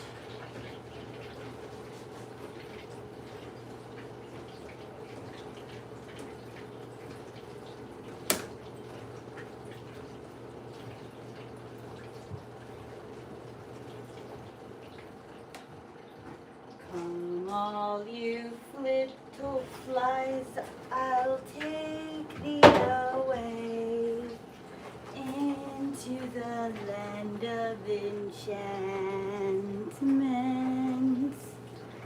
Come, little housefly.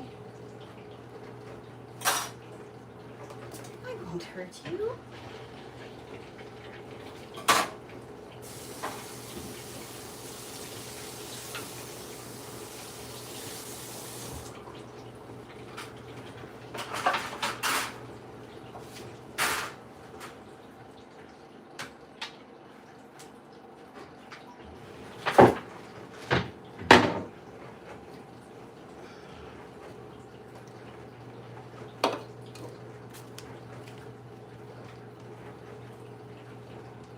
Hey, this even comes with extra pins for your watch. Drink water. You're festering. What? you're festering, you probably should take your socks off too, so that you can get more oxygen. You're closing up your feet. Those socks have stretchy fibers in them, synthetic materials, which means your feet can't breathe as good. Yeah, well, you need to let your feet breathe. You're sick. Maybe I get you an onion and you can put it on your feet. Ooh, let's dance. Come on, let's dance.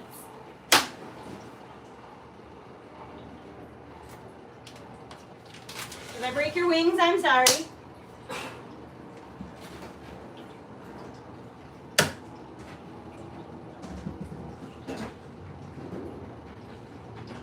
Don't.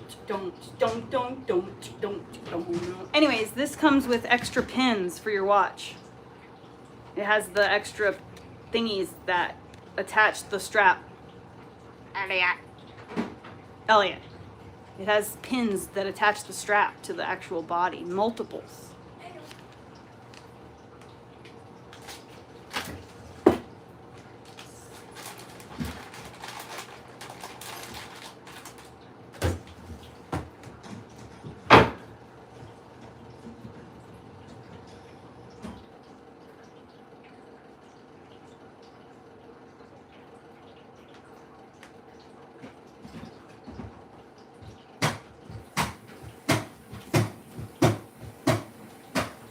Whoa, every time you do that, the kitchen light is flashing. Should probably tell the landlord about that. It's just the vibration. It's not like you're hitting a wire or anything. So, we'll have to tell her about that.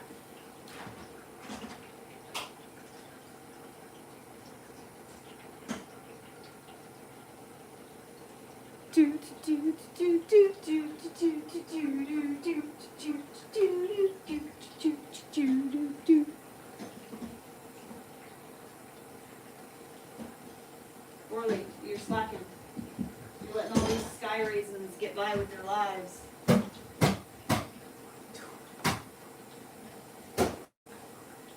Is it coming across on camera? Would I be even film this? There is a rooster for sure, without a doubt. I knew I heard chickens the other day. Now it's doing it. Got it. Got it. Got it. Got it. Got it. Got it. Got it. Got it. Okay.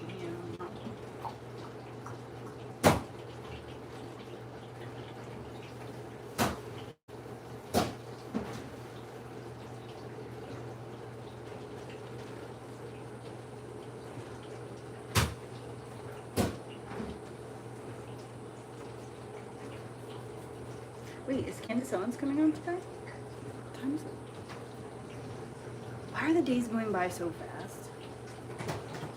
Erica, according to a family friend, refers to me as that bitch. You know I'm sexy. Don't call, just text me. Bitch, just slow, can't get on my phone. They stare because they know I'm the ITGIRL.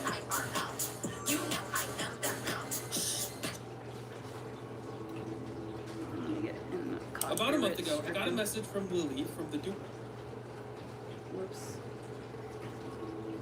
Talking of it's possible. A lot of people with an example.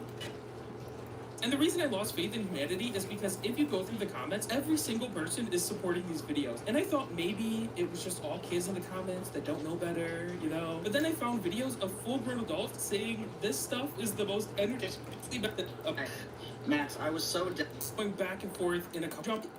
He's explained that the people he goes after make it very easy to find him. Like, they'll use their full names and their usernames. And he also says that he apparently has a team of people who helps him investigate and find everything. Oh, so he's like just making this shit up. But the more I watch his videos, the more I notice that some things didn't seem to add up here. When you put all the usernames together, you start to see that a lot of them follow the same naming pattern. Like, all of these ones go first name dot last name and then some random numbers. And then I saw that a lot of the profile names also look very similar. Like, all of these have a name and then an emoji. Seeing these usernames got me curious, so I started looking into the accounts to try and find out if they were legit or not. So I began going to each of the accounts in his videos, but interestingly, they were all blank. They had no links to other social medias or any of their own posts, which, if I'm honest, that's also not like unusual. I know most people don't post on the accounts that they have, but at the same time, this still made me suspicious. I then wanted to see when these Baby, don't forget to drink your water. You really gotta drink that water. You're slacking. It's been like 2 hours and you've barely made it down. That's only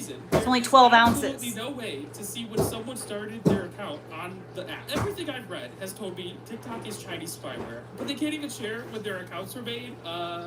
Something's wrong here. But luckily, I learned about a workaround. There's this website called High Social that lets you find the user ID of any TikTok account you put in. With that user ID, you can use another tool called Unfurl, which extracts all kinds of information from a URL, like it can grab dates and other stuff. Listen, don't ask me how it works because I don't understand it. I just know it does work. So I don't know. So I started plugging in all of the accounts featured in Internet Sweetheart's videos, and what I found is that most of the accounts were made within 24 hours of his videos being posted, meaning his accounts are all brand new and most likely not real people. Max's account was made on July 17th, and his video was posted on July 17th. Sarah's account was made on November 16th, and her video was posted on November 16th. Steve's account was made on November 8th, and his video was posted on, can you guess? Come on now, November 8th. In total, there was 44 accounts that were made the same day Internet Sweetheart posted his videos on them. At this point, the evidence is pretty damning, and I became fully convinced that there was some fakery going on here. But then I thought maybe Internet Sweetheart is just the victim of some big trolling campaign, because not all of the accounts were brand new, and it's plausible that some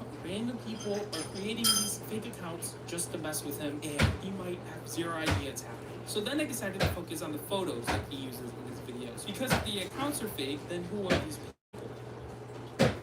So there's a website called Him Eyes, which is basically Google reverse image search, but specifically for people. And I began reverse image searching as many of the images in his videos that I could find. And here's what I found. The photo featuring Max's quote-unquote dad is actually a stock photo literally named elderly man with an oxygen tube. This photo of quote-unquote Nina Terrell linked back to a Facebook account belonging to a man named Jay and his wife Christina. This photo of quote-unquote Norma Robertson led me to the Instagram account of a woman named Maxine. Side note, she seems to be unknowingly promoting a bunch of pyramid schemes, but that's not really relevant. I just got a little sidetracked seeing her promote like 10 different scams. Maxine, I love the hustle. Keep at it. The worst one I found was in a TikTok where Internet Sweetheart got a tattoo of a kid who left a mean comment, but in the tattoo, he added a sexualized butt to the tattoo. He essentially gave the kid a BBL. I'm gonna have to blur this for the video, I already know, but that's what the tattoo is. When I traced this image back, it came from a 7-year-old Reddit post with a title that said, 13-year-old me took mirror pics to the next level. So, just so we're on the same page here, Internet Sweetheart has a tattoo of a completely random kid who took an innocent mirror selfie, and he got a sexualized tattoo of them on his body. Pause the video and comprehend that for a second here. There are also a few photos of people that didn't seem to link back to anything, but I was eventually told by someone who has more knowledge than me on stuff like this, and they are convinced that these photos are just completely AI generated.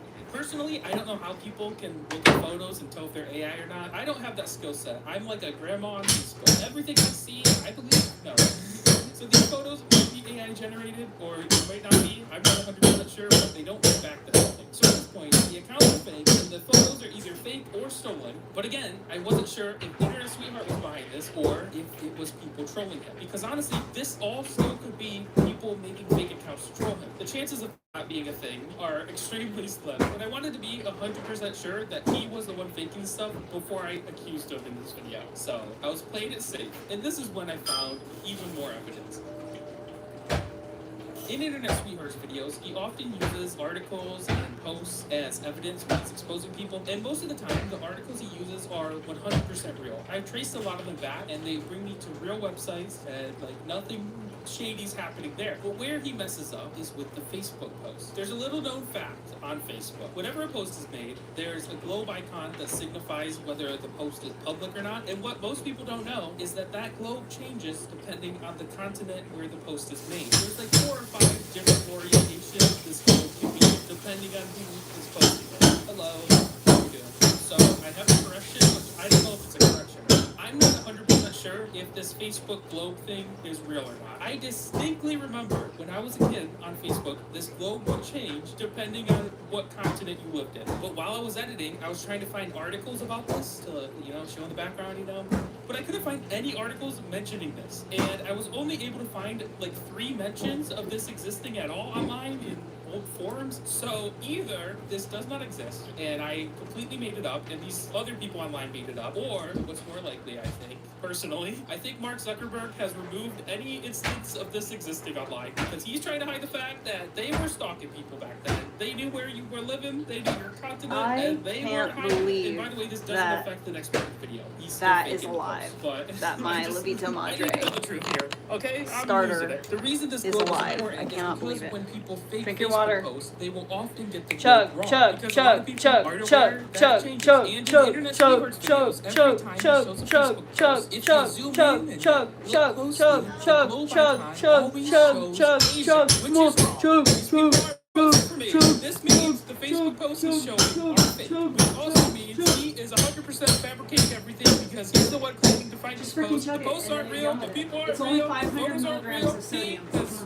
fake for this all. Also, another bit of information, along the way, while I was looking at the Facebook post, I found the location of the daycare and the graveyard that he showed in the videos that I showed earlier, and both of them are within half a mile of each other in Internet Sweetheart's hometown. He even used the same it's a good thing he doesn't graveyard cave for to peer 2 separate pressure, I videos suppose. with 2 different gravestones, and in one of the videos, he claimed that the gravestone belonged to someone's Baby, dad, it's in your but best actually interest to belongs drink that a water. 3-year-old child You'll who feel died better in faster. 1971. I rest my case. This man is a fraud. Before we continue, this video is sponsored by Delete Me. There are I these keep companies forgetting called that we data need to go to your brokers that dad's. will gather all of your personal information, like your address, your name, your family members, your phone numbers. I forgot etc., that and we they will can't post leave this on the anyways. internet for anyone to So, see. You can search your I name thought I out had, loud, like, and hundreds of these I thought websites I will had most forgotten, likely come up. and like, oh shit, I forgot. It's been like 2 hours, but we can't go anywhere. So, it's not my fault. Yay. It ain't my fault. Did I do that? Because it can enable malicious people like stalkers or scammers to use this information to target you or your family members. And the only way to get your information down from these websites is to go one by one and opt out of them sharing your information. But the problem is, they make it as difficult as possible to do, and you will spend untold amounts of time fighting hundreds of these websites that exist. And even if you do get your information down from all of these Okay, websites, Colby, I'm done these with your scummy stupid people shit. will create It's new like the 4th day in a companies, row. which will make you start the process all over again. This is where Delete Me comes in. Delete Me is, and then automatically go reviews, and he's making up entertaining stories. Like, this is a lot of work he's going through, and I can respect a good troll. Stop eating animals in this world. We milk and we milk and we milk and they say, ow. But the issue is, he's involving real, completely innocent people to make these videos. People that have absolutely nothing to do with these comments.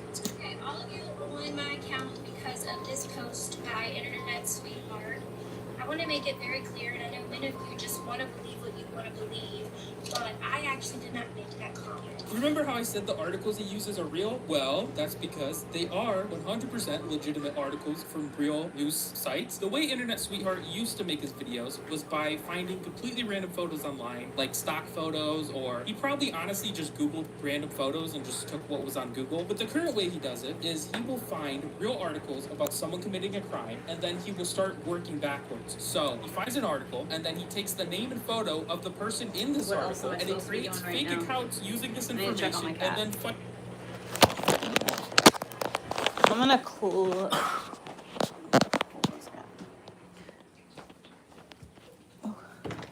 Oh wow, it's like basically identical.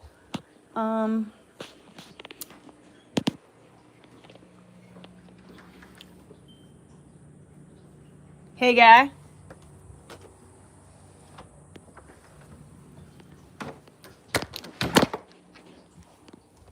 I can do this. I can do this. I'm a grown up.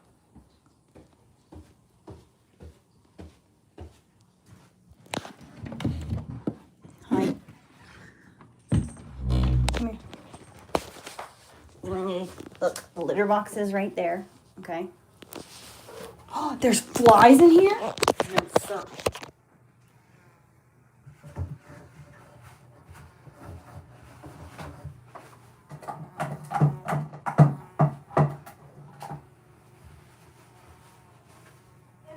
Yeah. Is he done? No, but I just let money out because she's gonna have to use the potty to get some food and stuff.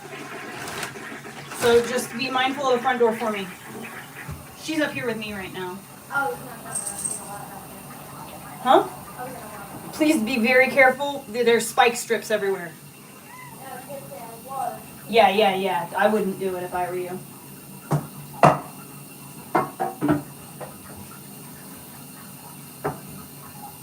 I just have to turn my back for a minute, and I'm nervous if I turn my back, she's gonna run out the door.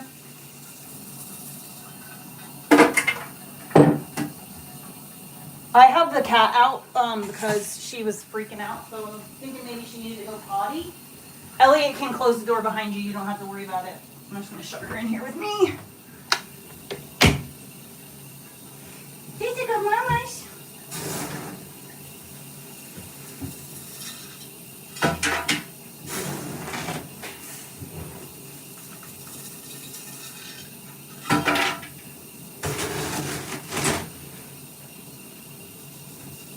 I miss it when you were an outdoor cat and you pooped outside. I really wish we could go back to those days.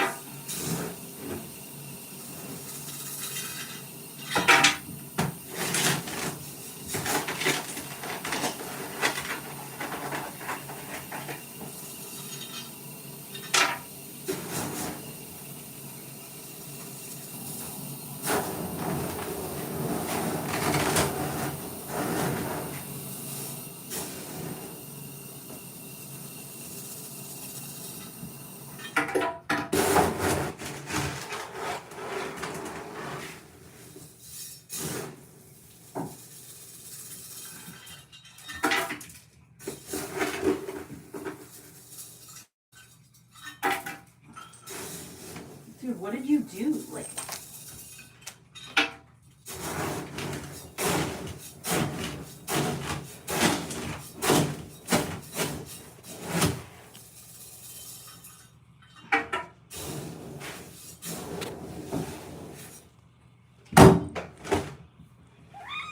I know you do.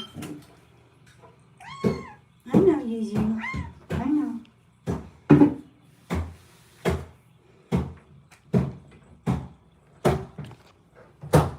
Yeah, you can't touch it though.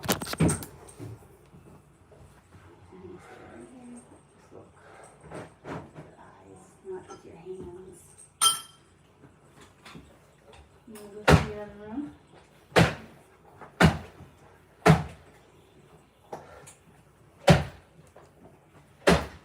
Here, let me get you some food.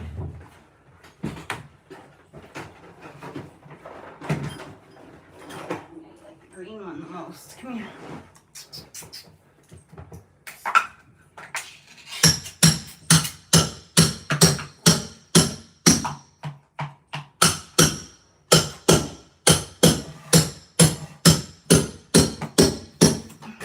Damn it, I spilled your cat food. That's a bummer.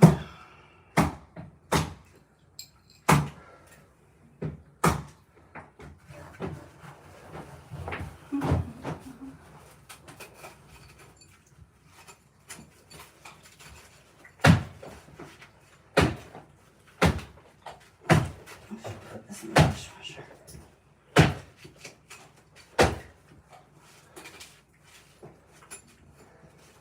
It's okay. He's cool. He's cool. Okay, put that in the dishwasher.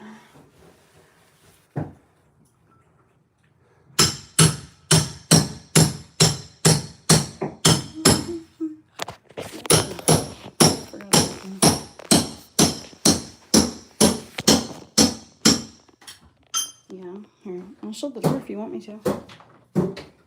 Is that better? Is that better? Yeah. All right, well, I guess I'm gonna skedaddle since there's not much interestingness going on around here. And, yeah. The carpet is almost finished. And, I'll post maybe a short or something after it's done.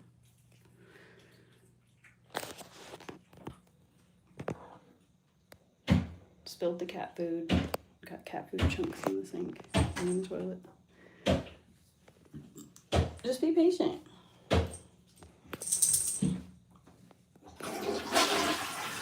It's a vacuum.